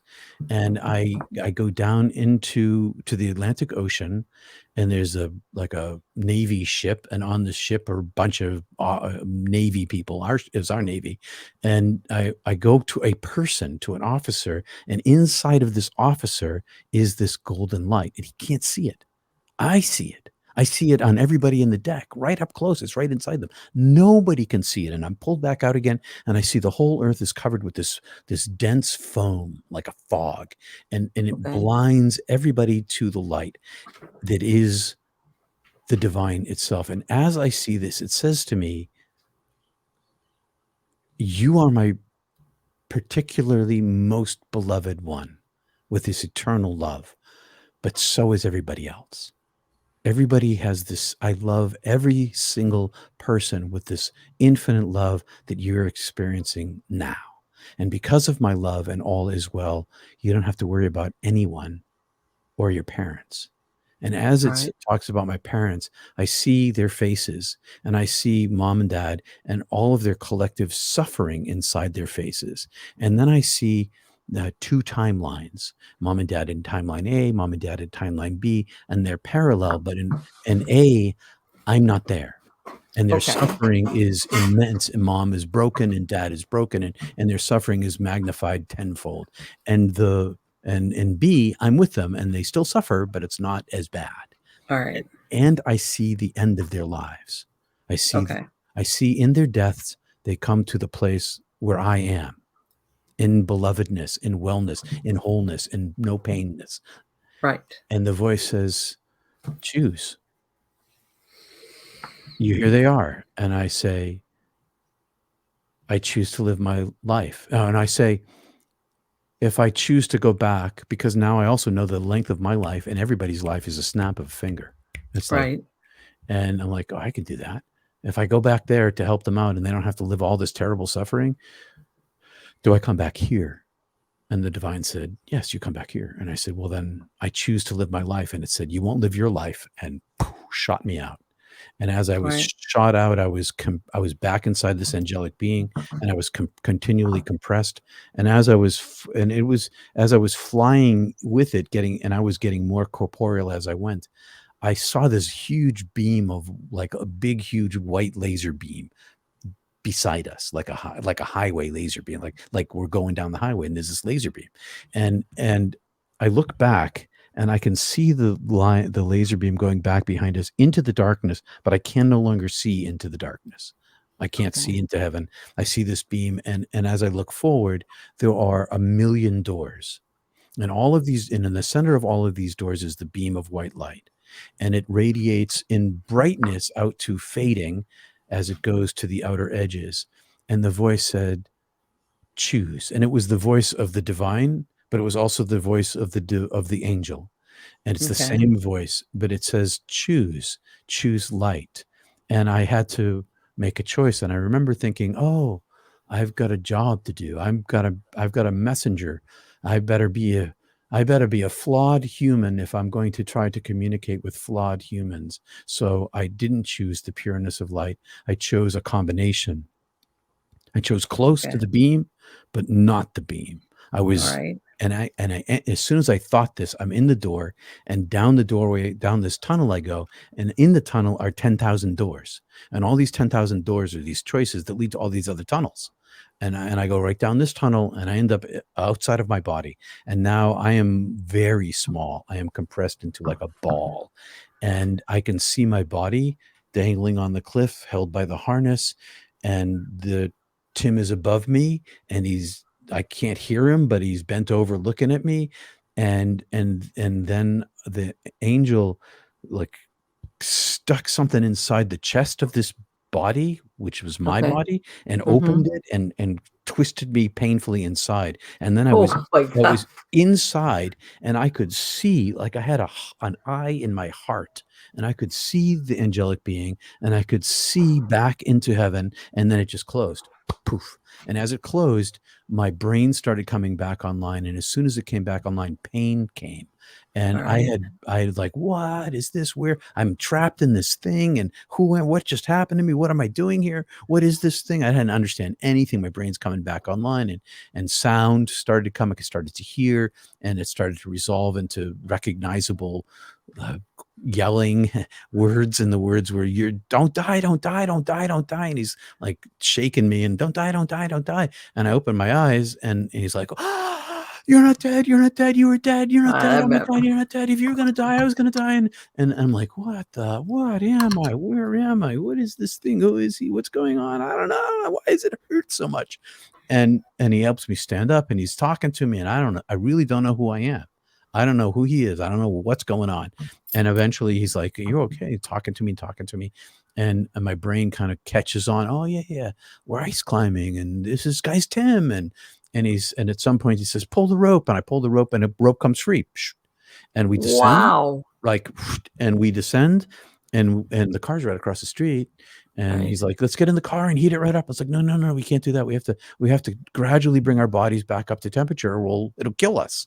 We have hypothermia. So we set up the tent, and we went through hypothermic treatment, which I could tell you, and eventually we got into the car. By dawn, we were warm enough to use the heat, and I came back an entirely different person. I bet. Everything about my life changed. I looked the same. I still had the same impetuosity. I still had the same brain. Everything, Please don't tell me you went back and did any more ice. No, that was my last ice climb, but I still live a rather adventurous life. I'm just I not don't ice get climbing it. anymore. I've done other Did you things. ever tell your poor parents what happened, Oh or my did you God. just keep that So, to yourself? oh no, the next night, okay, so it gets worse. All right, as bad as this was, it gets worse. Okay. So we drive home, and I didn't tell Tim because he was an atheist, and I didn't understand what had happened to me anyway. Right. So then, the long story short, we spent a little time in jail that night. We had to pay our way out. We got to, and then I totaled Tim's car against a semi, Oh my God. Okay. and then I had, and then I got a Oh my, stutter, and then and we had enough money for him to take a bus back to Bozeman, and I hitchhiked back with my stutter, and I called my parents from Billings with my stutter, and some guy, it was terrible, and some angel rancher with the classic big cowboy hat and the right. big mustache and the buckle and the boots and the pickup truck. He saved me. This guy, he took me in. I was a wreck. I stepped out in front of his truck and I stopped him on the highway. I'm like, I am in so much trouble. I am so broken. And so he brought me into Billings and he bought me dinner. All And right. then he took me to the bus station and he bought me a ticket to Bozeman. And he says, And be he on your. Hey, be quiet, you guys. and I'm he sorry. bought Keep going. and he gave me like whatever it was, a dime or a quarter to call my parents collect. And so I did. I called my So parents. you didn't even have money for a phone Oh, call? I had because we gave most of the money to the Mounties to pay our Oh, fine. And the only money that we had between us was enough to buy Tim a bus ticket back to Bozeman. I was broke. I had nothing. okay. And so, and I had no food, and I was I don't have a stutter, and I do still have a stutter. Okay. I have learned to control my stutter. Okay. And when I get anxious, when I get highly anxious, I start to stutter again, and I can stop myself. But at that point, I was Mr. Stutter, and I All called right. my parents on the phone, and I'm stuttering on the phone. They're like, "What happened to you?" And so I told them everything except for that I died. I kept that a secret for 20 years. I was gonna say, yeah, that's a better choice to have done that. Yeah, it was it was a better choice for sure because I ended up telling a couple of people over the lifetime, and at one point there was psychiatric care being suggested for me, and But and so what did you just tell him, Mom, Dad? Hey, I need some money to come back home. no, I didn't say that. I said I'm alive. I had this terrible event, ice climbing, but I'm on my way back to Bozeman. Mm-hmm. I just wanted to let you know that I'm okay. I didn't ask him for any money. I had some money in the bank account, Okay. and I was like I didn't have any cash on me, but I was a college Right. It was student. just that you need to get back over there. Yeah, so I got back to Bozeman. I hitchhiked back to Bozeman, and I was living in a co-op.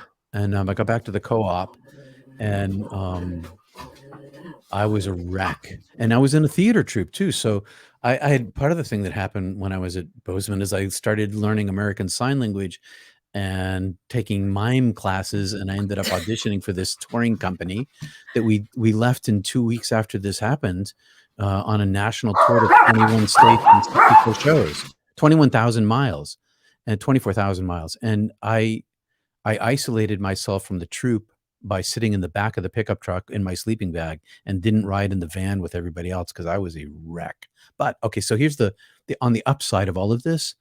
I went to this Catholic high school outside of Boston, and the Catholic high school had like an association with a monastery. And in this monastery, they developed what is now popularly known as centering prayer.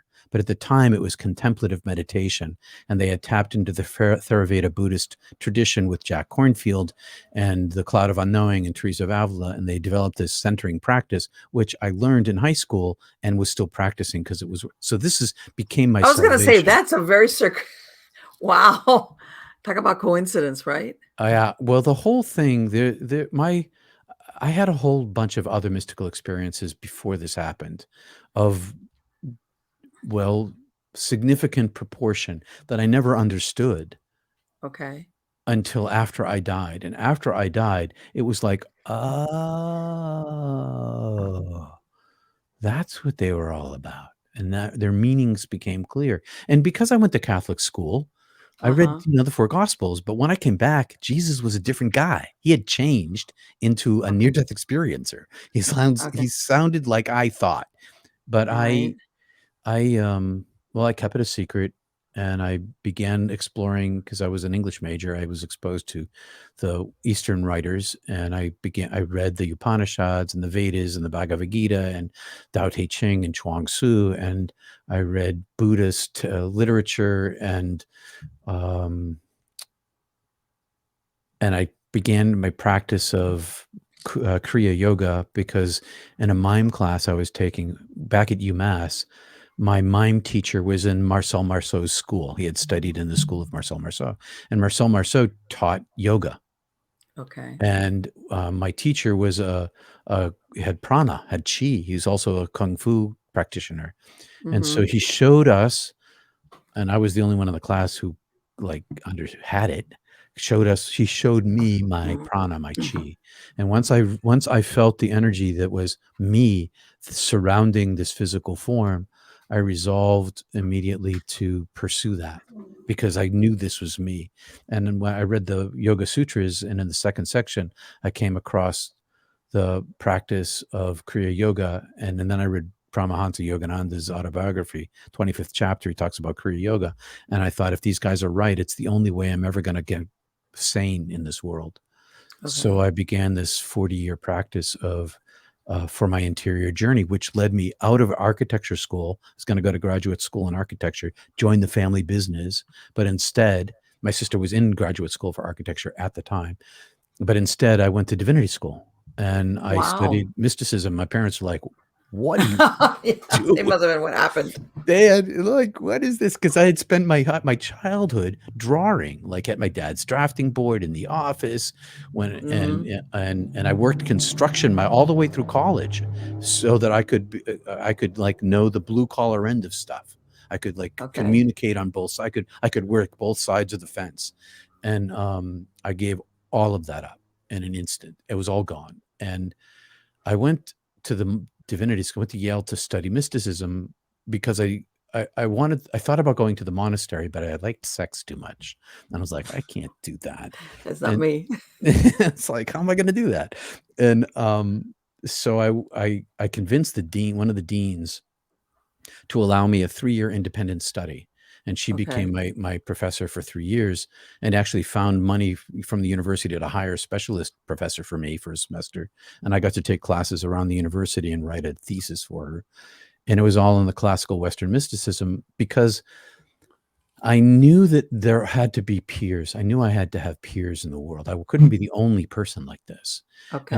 And I found in the literature of the mystics people who had had experiences like me, and they had practices of breath and mental focus that tunneled their way back to the divine. And so I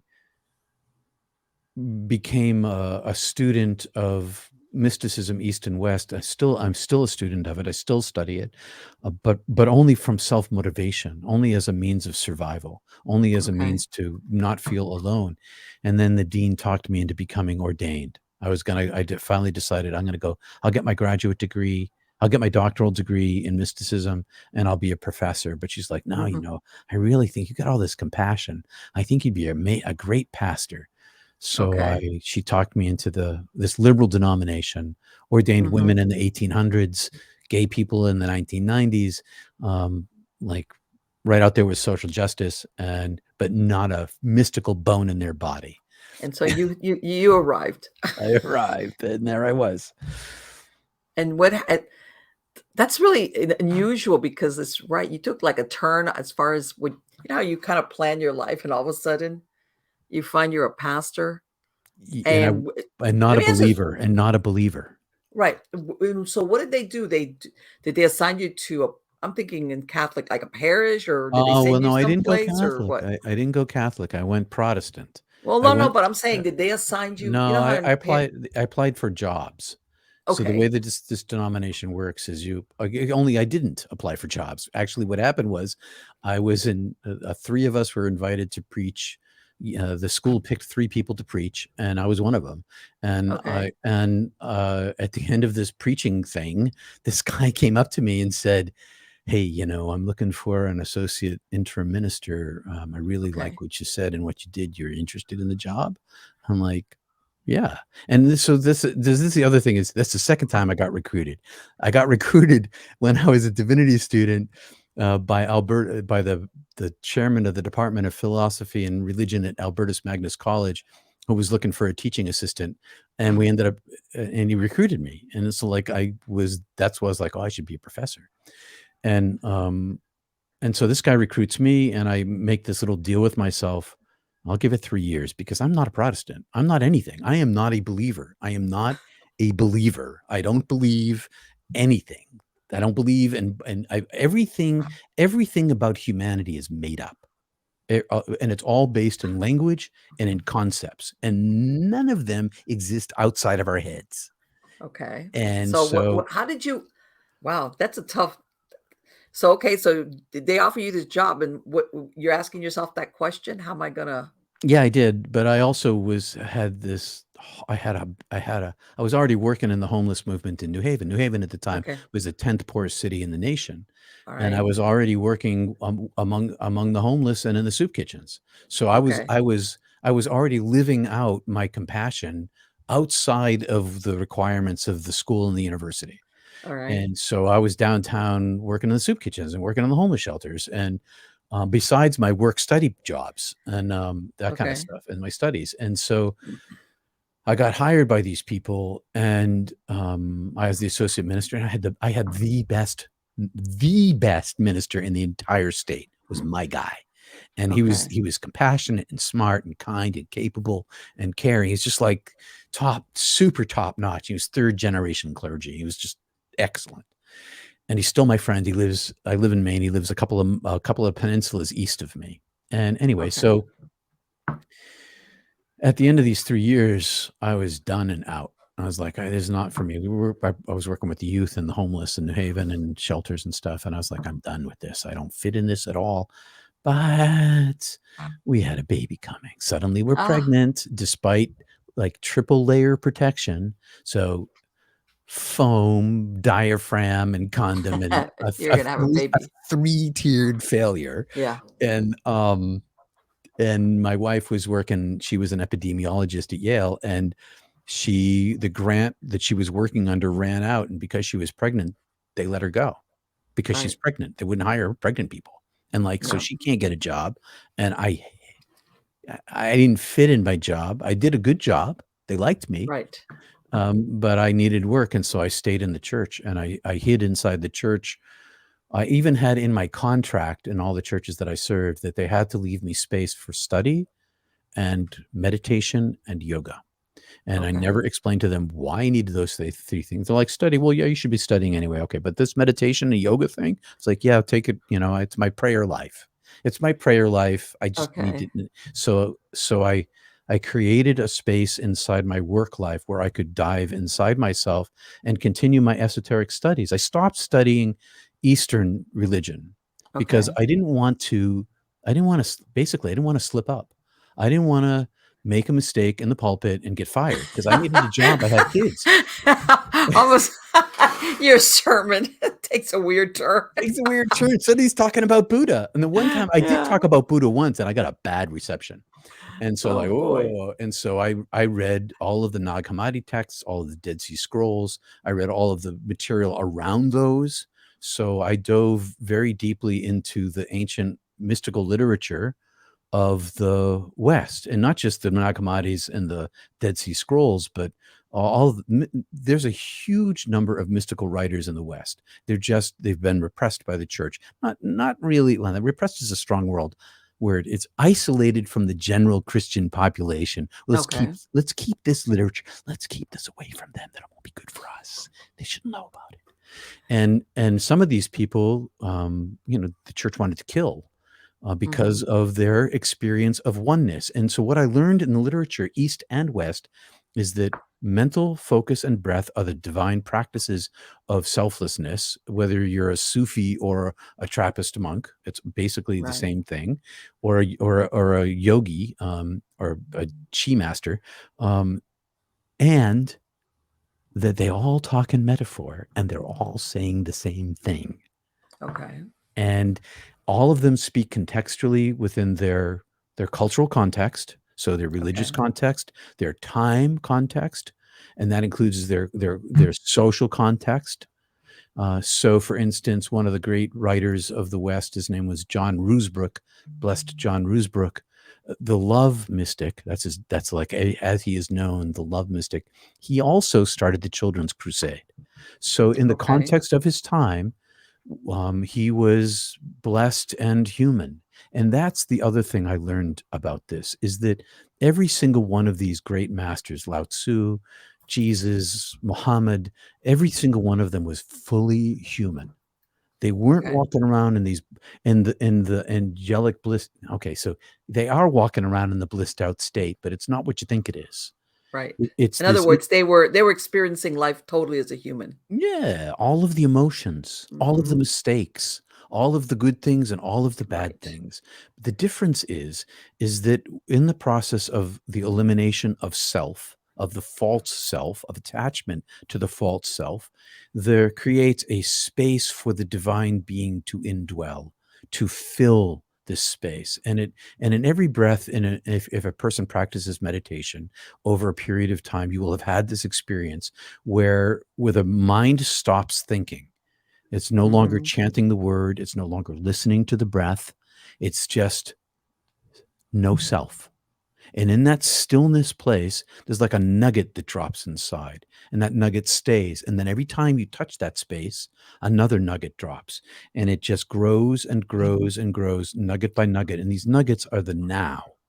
They're the eternal now. And When they, hmm? when you were going, how's this? I know that you said that you were doing this basically out of necessity because of the circumstances. I When was. you were going through all of this, did any part of you or your soul recognize that there was a reason why you were having to do this? Oh yeah.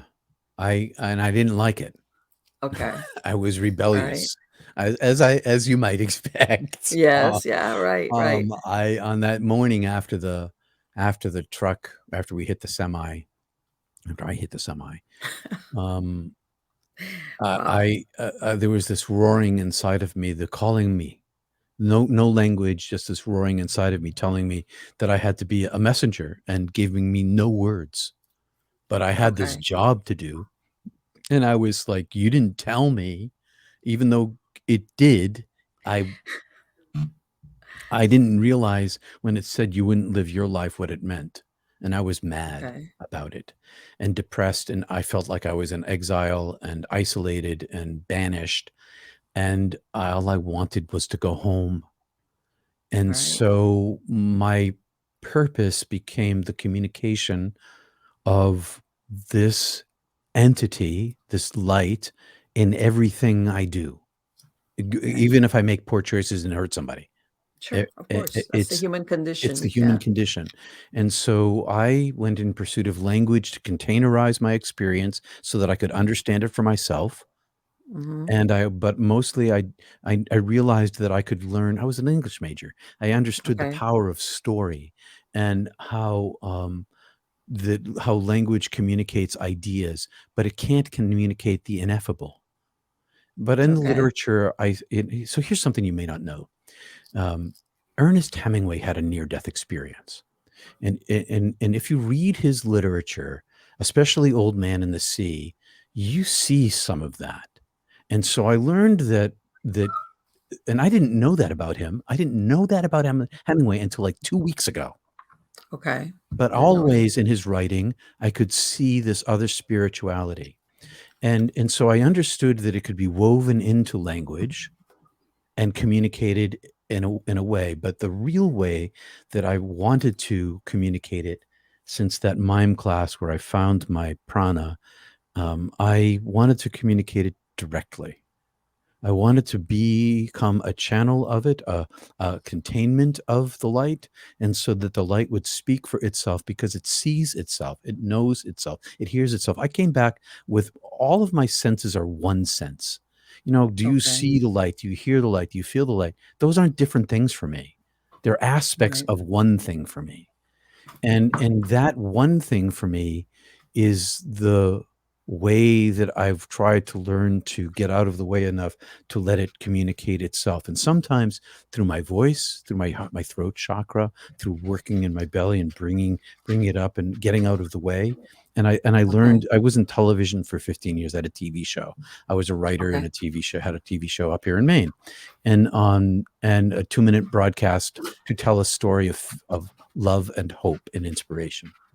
Okay. And I began to practice this getting out of the way. I meditated before I wrote. I meditated before I got on camera, and it was taped. And then people started writing into the TV station saying, my 2-year-old is stopping every single day and listening to you. We don't know what it is about your voice, but it's so calming and soothing. There's this piece that comes in, it's like letter after letter after. I did this for 15 years. There's stacks of letters. I never told anybody about what I was doing because I didn't know whether it would work. And if I didn't know whether it was Yogananda and Pantagali say, yeah, it'll work. I'm like, I don't know, maybe it'll work. And so I'm trying to make it work. And my purpose, that was really your question. My purpose is to free other voices. I want to show people the light inside of them that they are, let them find that and then find their way because of that. But I also want as many near-death experiencers, and there's tens of millions of us because of cardiac care primarily. Right, exactly that. Now they can be resuscitated, yes. And we're like a 5% of the American population. We're 10 to 20 million people. And nobody, as mysticism, and NDE is a type of mystical experience. It's very similar to union experiences. It overlaps with union experiences and other mystical experiences in literature. And it's just repressed. Like I didn't tell anybody because I didn't want anybody to think I was insane. I told my wife and 2 friends, and that got me into trouble. And so finally I came out of the closet after this big, huge embezzlement in the church I was working in, and all this terrible stuff that happened to me because of that. And in the end, I felt safe enough to tell people that I wasn't a believer, and that's why I was able to. God! And wow! That's why from the pulpit, and that's why I was able on the to pulpit. That's why I was able to deal with all their BS for 11 years, where they tried to destroy me personally, professionally. Oh my God! You must have. Everybody must have really paying attention to that. They were riveted, and they're like, "What?" And because at the end, it was really, really bad. We were statewide news more than once, and they really tried to destroy me. There's people that were embezzling, and they were powerful people. I live in a resort town where wealthy people retire with big egos and wads of cash. So basically, you like blew the lid off the. I did, and not only in the church, but it turns out that they were holding power at all of the nonprofits in town too. The library was poisoned, the land trust was poisoned, the YMCA was poisoned with their presence, and it totally blew the lid off of it. The water company, everything. It was. So were you like a whistleblower kind of person on the way out? I was a whistleblower kind of person, and they beat the crap out of me in the process of trying to prevent me. And in the end, after the deacons came up to me, so the thing about nonprofits, and I learned a lot about how nonprofits run. I ran $1 million nonprofit afterwards. And so a nonprofit has bylaws, and the bylaws are binding because they are under state law. And if you break the bylaws, you're breaking state law. Right. And so in our bylaws of the church, the deacons could never meet without the minister, period. Breaking the law. Okay. And so I walk into church this Sunday morning after this is all over. We prosecuted this person. All the bad people have left the church. The whole town is like, whew, and I walk into church and all the deacons are there. I'm like, and suddenly I'm like, oh, they're back at it again. And I walk by and I kind of sidelong glance at them, and I go up to the pulpit, and one of them comes up and she's like, and it's one of the women I trusted the whole time, and she trusted me. And she was on my search committee, and she says to me, so we want to apologize to you because they really tried to destroy me. I mean, like defrock me, ruin me publicly. It was bad. Wow. And they had whisper campaigns, and the whole church had turned against me, and half the town was against me. It was really bad. And we wanted to apologize for what we did to you. You must have had a lot of faith to put up with us. And I thought, F no, I don't have any faith at all. And I thought to myself, maybe they trust me enough now that I can tell them the truth. And so I climbed into the pulpit that morning, and I took my sermon, and as it was in those days, I would print it on paper in a 36 font. So it was like 25 pages, but it really wasn't. And I took the whole thing, and I stood up, and I was always a bit of a dramatic person. And I stood up in the pulpit, and I said, "This is my sermon. I'm not going to preach it today." And I just tossed it, and like papers float and scatter. And I said, "I got something to tell you today." And it's really hard for me to say this because I've only told my wife and two of my friends, and it got me in trouble when I told them. And I need to tell you today because of what you said to me about my faith. And I told the story for the first time ever publicly, and to a hushed house. I bet I was going to say you could have heard a pin drop, I'm sure. And I told the entire thing, and they understood then that I never worked for them. One of the reasons I could do this, what I did, is because I didn't work for them. They paid my check.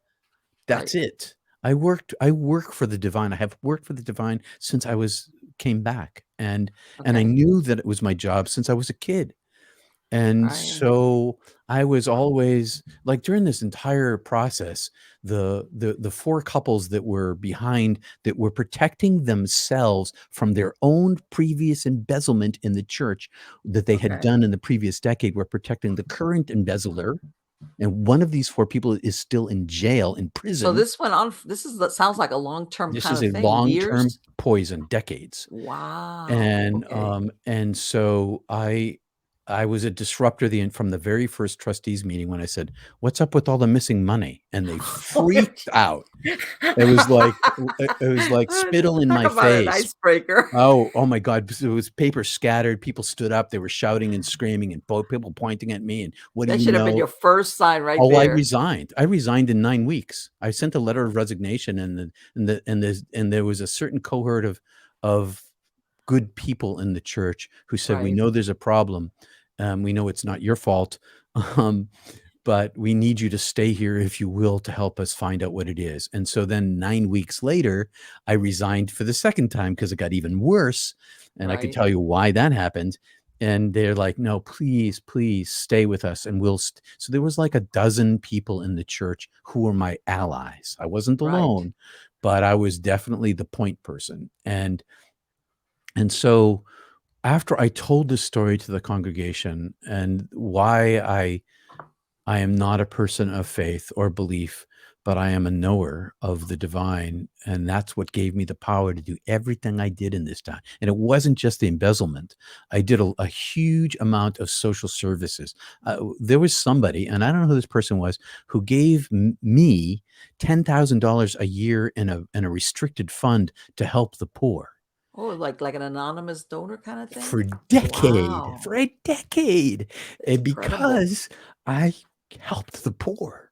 I helped the indigent. I helped roofs on houses, got people's cars when they couldn't get to work, fixing this and trying to get this place. So I trusted them, that they trusted me, and I told them the truth. And within a week, 6 people in town, 3 of whom I knew, came up to me and said, "Me too." And I haven't been able to talk about it. And I got dragged back. They all got dragged back. None of them wanted to come back. They all got pulled back, and it messed them up terribly. And I then got recruited to television, and ended up with this TV show for 15 years. And I kind of poked around with this. And then I was working in New York.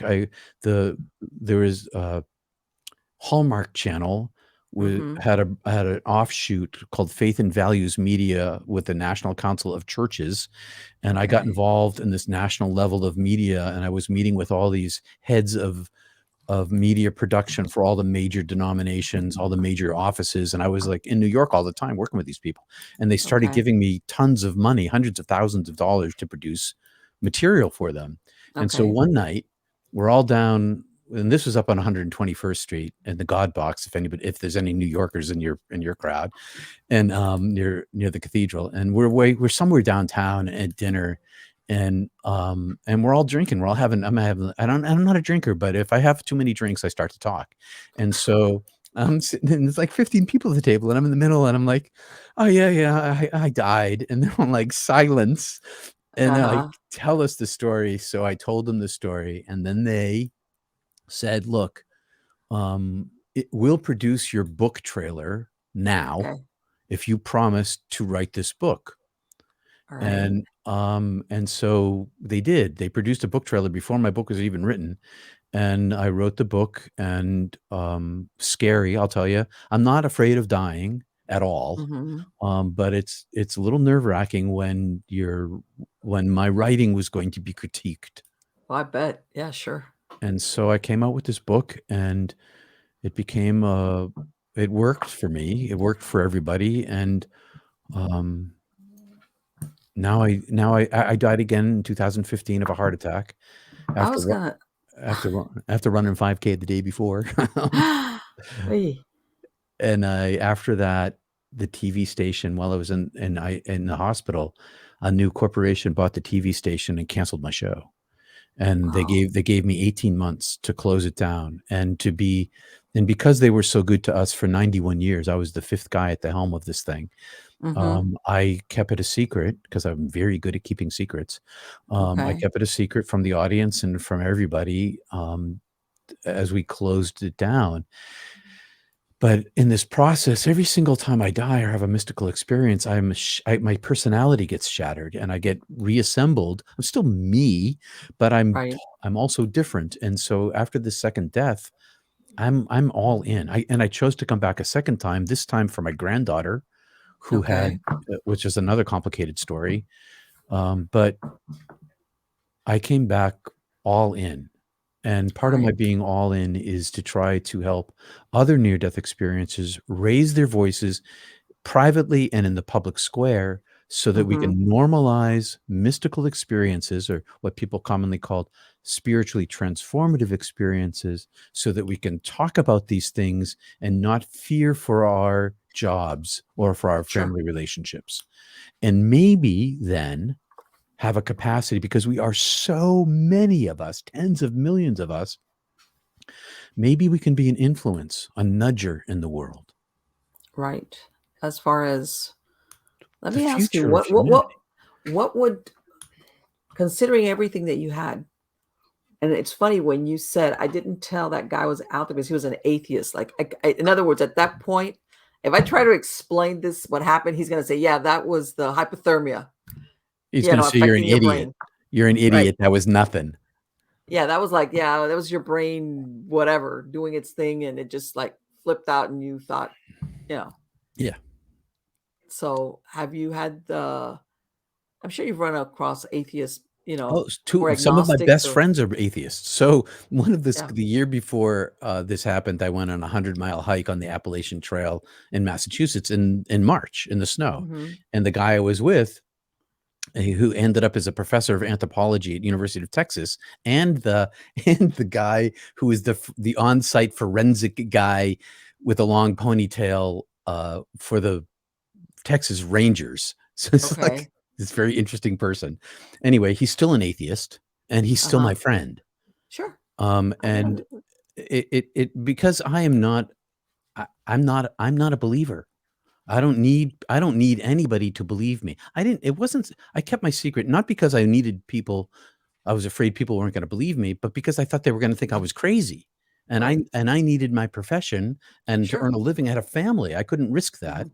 And I didn't want to risk my relationships. I could live as a closeted mystic, Hmm. doing living acts of kindness and Right. compassion, without ever telling anybody.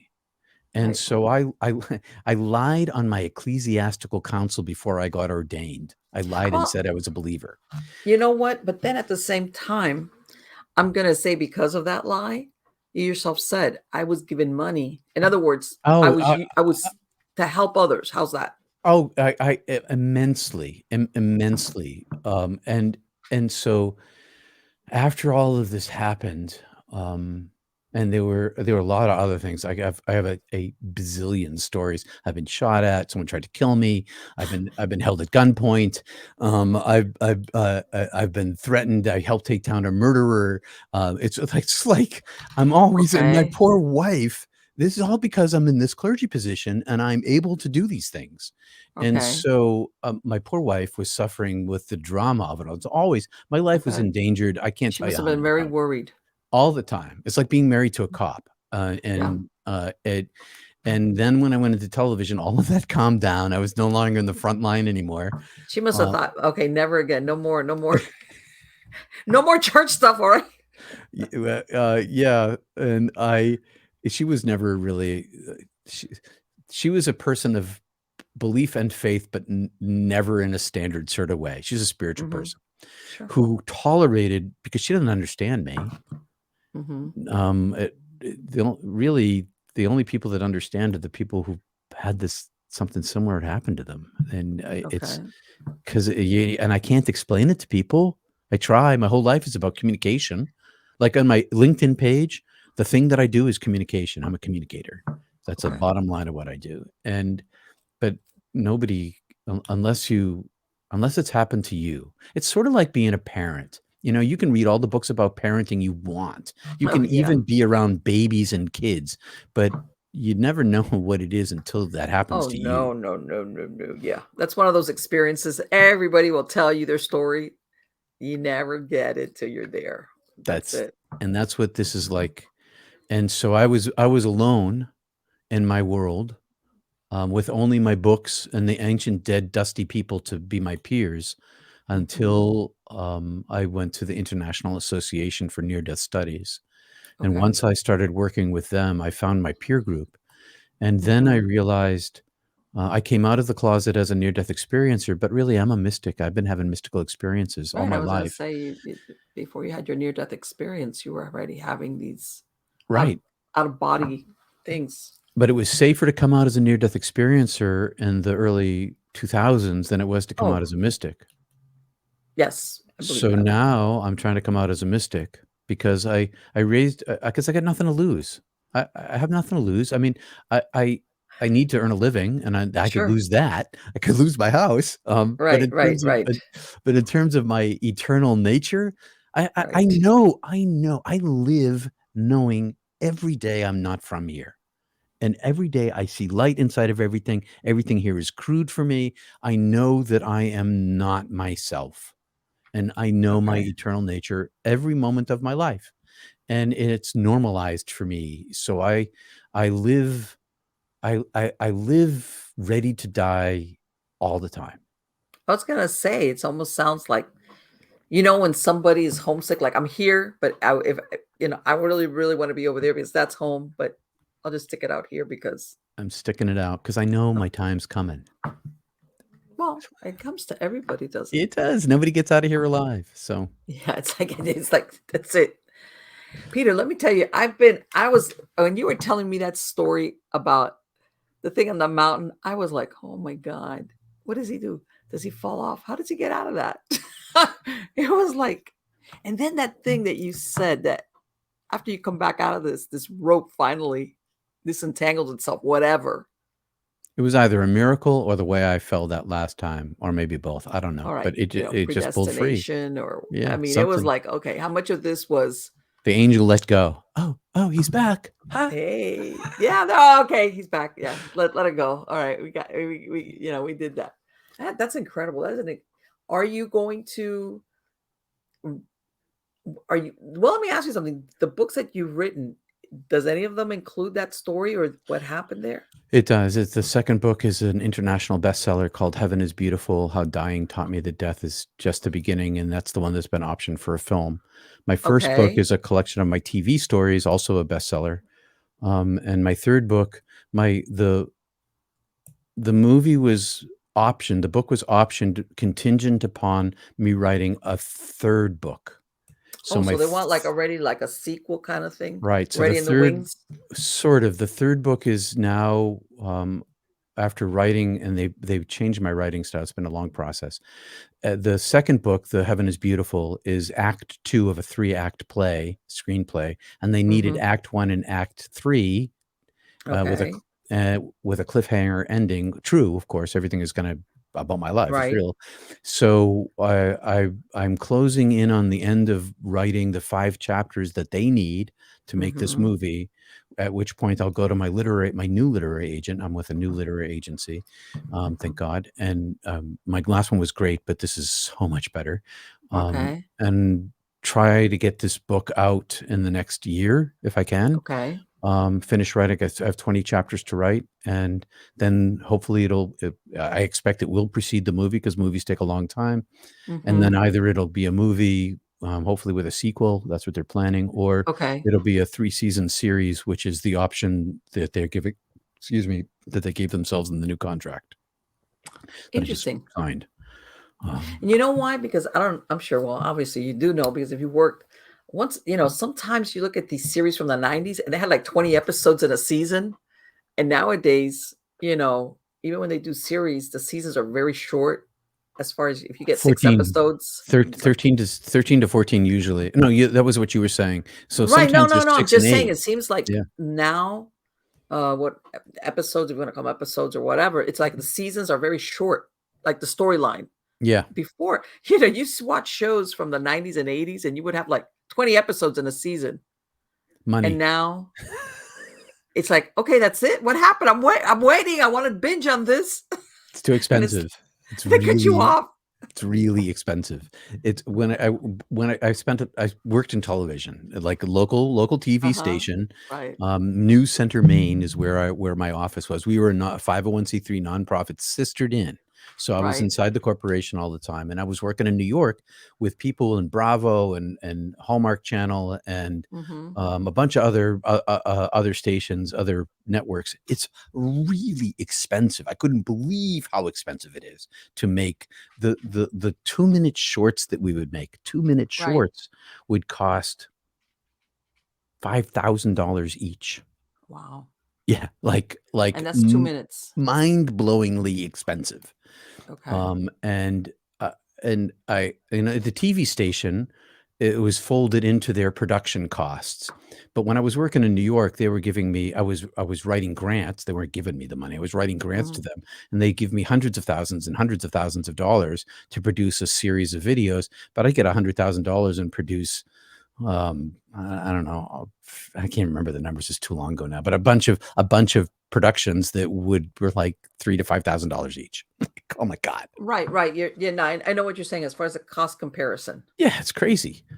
It's crazy because there's so many people involved and so much work, and so that's why I think that seasons are shorter. That's my best guess. Is just so freaking expensive. I'm always complaining about that because it's like, I'm ready. That's it. What do you mean? I gotta wait for the next season? Are you kidding me? Right. Yeah, Exactly. I get all upset about that stuff. Yep. And then I've been waiting, and then I was watching this one show, waiting for the next season, and then it got canceled. Right, and that happens too. All of a sudden, you're like, "What do you mean? This is a great show. Why did they do that?" And then you get the other ones. We're going off.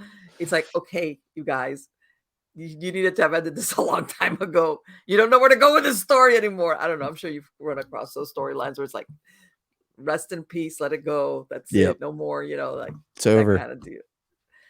Peter, it's been absolutely wonderful to talk to you. So you've got basically, from what you're telling me, you're working on a writing project. Okay. And I have a YouTube channel. And I was going to say, you have a YouTube channel also. What's your YouTube channel? My YouTube channel is listeners? My name, Peter Panagore, at Peter Panagore, but I do this thing called Not Church Mysticism. I saw that. I'm a storyteller, but I'm also a scholar. And so I've been working through the Gospel of Thomas. But in these days, I'm working through this book called the Peshitta. And the Peshitta is a heretical text from the Syriac tradition of Christianity that was written in Aramaic and is close to the language that Jesus spoke and predates beliefs, so scholars believe, predates the Koine Greek texts. And in translation, He's Uh-huh. super mystical, like Okay. mind-blowingly mystical. Like you Okay. mistake him for Lao Tzu when he's talking. And All right. so I do this deconstruction thing, but Mm-hmm. I'm trying to help. I'm trying to help people break away from their mind box Right. of Christianity, but also I'm trying to work very deeply in mysticism. So I pull in the Upanishads and I pull in the Vedas, and I show this cross current that Okay. runs through all of these. And so I've got this show, and it's not church, and then I run a thing called Mystic Tea Salon, which Mm-hmm. is a community of near-death experiencers and mystical experiencers who have felt repressed because they Okay. can't talk about what happened to them anywhere else. And Mm-hmm. so we meet on Zoom. We've got usually 45 people. We've been meeting for 3 years. We probably got 70 or 80 people all together that come and go. Okay. But it is humility, compassion, and kindness are our rules. And you talk through Okay. experience. It's a place to talk. And I do counseling. I specialize in helping people integrate Mm-hmm. their mystical and near-death experiences because it takes a decade. It takes a long I time. can imagine, depending, I guess, on the circumstances of what happened. I imagine it's got to take some people longer than others to square it in their heads, or like Yeah. Well, you're living in a whatever. different world. You come back to a different planet. You're a different person in a different world, and nobody sees you differently. You Right. look the same, you sound the same, you act, well, you might not act the same. Actually, Right. in marriages, a high percentage, I don't know what the figure is off the top of my head, a high percentage of near-death experiences that happen in marriages end up in divorce. Yes, I've Way heard of big. that. I've heard of that. Yes, Yep. that they come back so, and then So not different. changed in a bad way, No, but just totally different. just different. Where maybe even that other person starts feeling like, "Hey, you're not the person I married," kind of thing. Yeah, Like, well, you're wigging me out here, exactly. That's right. You're not the person I married. right? But they don't. But it's, see, for the person that didn't have the experience, it's a tough thing. Oh, it's a Except, terrible like, thing. yeah, like, I It know is. you. Yeah, it's a very difficult thing. Again, Peter, thank you so much. It has been absolutely wonderful to talk to you, and I want to wish you the best of luck on all your projects. Thanks, Marlene, and thanks for having me here, and thanks everybody for listening. I appreciate it. Absolutely. It is my pleasure, and take care. Peace and love. Namaste. Wow. That story, what? Call me a wimp, call me a coward, but climbing on an ice within caves? Nope. Nope. And you know what? Not now at my age, and not ever. You know what? That's never been my, you know, no, no, it's never been my thing. I don't know. Some people call that, the adrenaline junkies, where it's like, I believe it or not, I've slingshot on, now that I think about it, it's like on those bungee cords, I've slingshotted on bungee cords, some of the stuff that you could say, Marlene, this, that people get their brains bashed out. I've done a couple of things that, thinking back, I was like, huh. But you know what? I've never really been claustrophobic, but then when I think about it, this could fit into, but that thing about going into caves and all that, I was like, no, not my, no. And by the way, I'm going to be climbing on ice. Hell no, no, no. I mean, it's like so many things can go wrong. Which, how's this? There's scenarios where things go wrong. It's like it's a pain, it's a bother. It's like, wow, you're gonna cost you money. But these are situations where things go wrong, you end up dead or really hurt. Nah, thanks, but no thanks. I'll pass on that. I'll always be the observer going, man, they're crazy. When it comes to stuff like that, yeah, I'm into self-preservation big time, big time, big time. And, and I know that a lot of people will say, you know what, there's people that do that like a lifetime. As a matter of fact, the other day I was reading an article about all these people that have died, like going up to Everest, all these people that have, from the early explorers, obviously, but even modern times, all these people that have died, and sometimes even the Sherpas have died. Rescue parties have died. I mean, and some of these bodies are never recovered, or sometimes they're recovered years later, depending, or sometimes they know they're dead because they didn't come down. But a lot of people, and I hear about these people going, "Oh, I'm going to go to Everest. I'm going to do the Everest experience." I'm like, no, no. Plus, Marlene is not ice and snow. Not my thing. Not my thing. When it's really hot, I'm not happy. But the ice and snow thing, no, nope, nope, nope. That is not my thing. I don't see myself having any. When I see these some of these survival shows, and these people that are climbing, and you see them sitting in the snow in these little tents, and this wind is blowing, and this tent is going, and I'm thinking, okay, what am I missing here? What is fun about this scenario? And they're kind of and then maybe they've got a little fire or something going on. Like, I mean, you could tell they're like, I'm like, man, what you need to go about this? This has got to be a mission. And it's like, where's the fun in this? I missed this. Yeah. And I know everybody's different as far as what's considered fun or adventurous, but the other, as a matter of fact, oh my God, I can't remember his name right now. What was it? I read yesterday. Oh, Marlene, that there was a famous surfer that died because Mikala Jones. Okay, Mikala Jones. Okay, he had an accident where it was always has had what do you call it? Like a weird accident where he cut his femoral artery. All right, and 44-year-old guy. And point being, this was an experienced surfer. All right, this was not like somebody that didn't know what he was doing. And the surfboard fin. Think about that. The surfboard fin cut his femoral artery. And of course, that's you bleed out very quickly. And here's another one that died like weird sometimes. It's been many years. Steve Irwin, the cracky whatever, the animal guy out in Australia, when he got killed with that, what was it? He got stabbed through the heart with that ray. I mean, no. I like life too much. Thanks. Anyway, guys, I hope you like the show. I have a lot of interesting people coming on. Again, don't forget to sign up for my Substack newsletter. All right.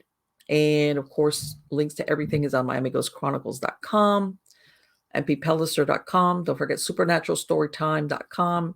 If you like scary stories, I have that podcast series. I have Nightshade Diary, which is the classic horror mystery adventure stories. As a matter of fact, I just finished doing one for H.P. Lovecraft, because this is the thing. For example, H.P. Lovecraft, there's certain stories that are very well known, the Cthulhu mythos stories, etc. But he wrote a lot of other stories that never really gained prominence, but they were there and they're really good. And, I do that on Nightshade Diary. So again, guys, if you want to get links to videos, podcasts, no commercial interruption, yada, yada, yada, go there and you will find it. So until next time, thank you so much for coming around every week. You are all wonderful. Take care.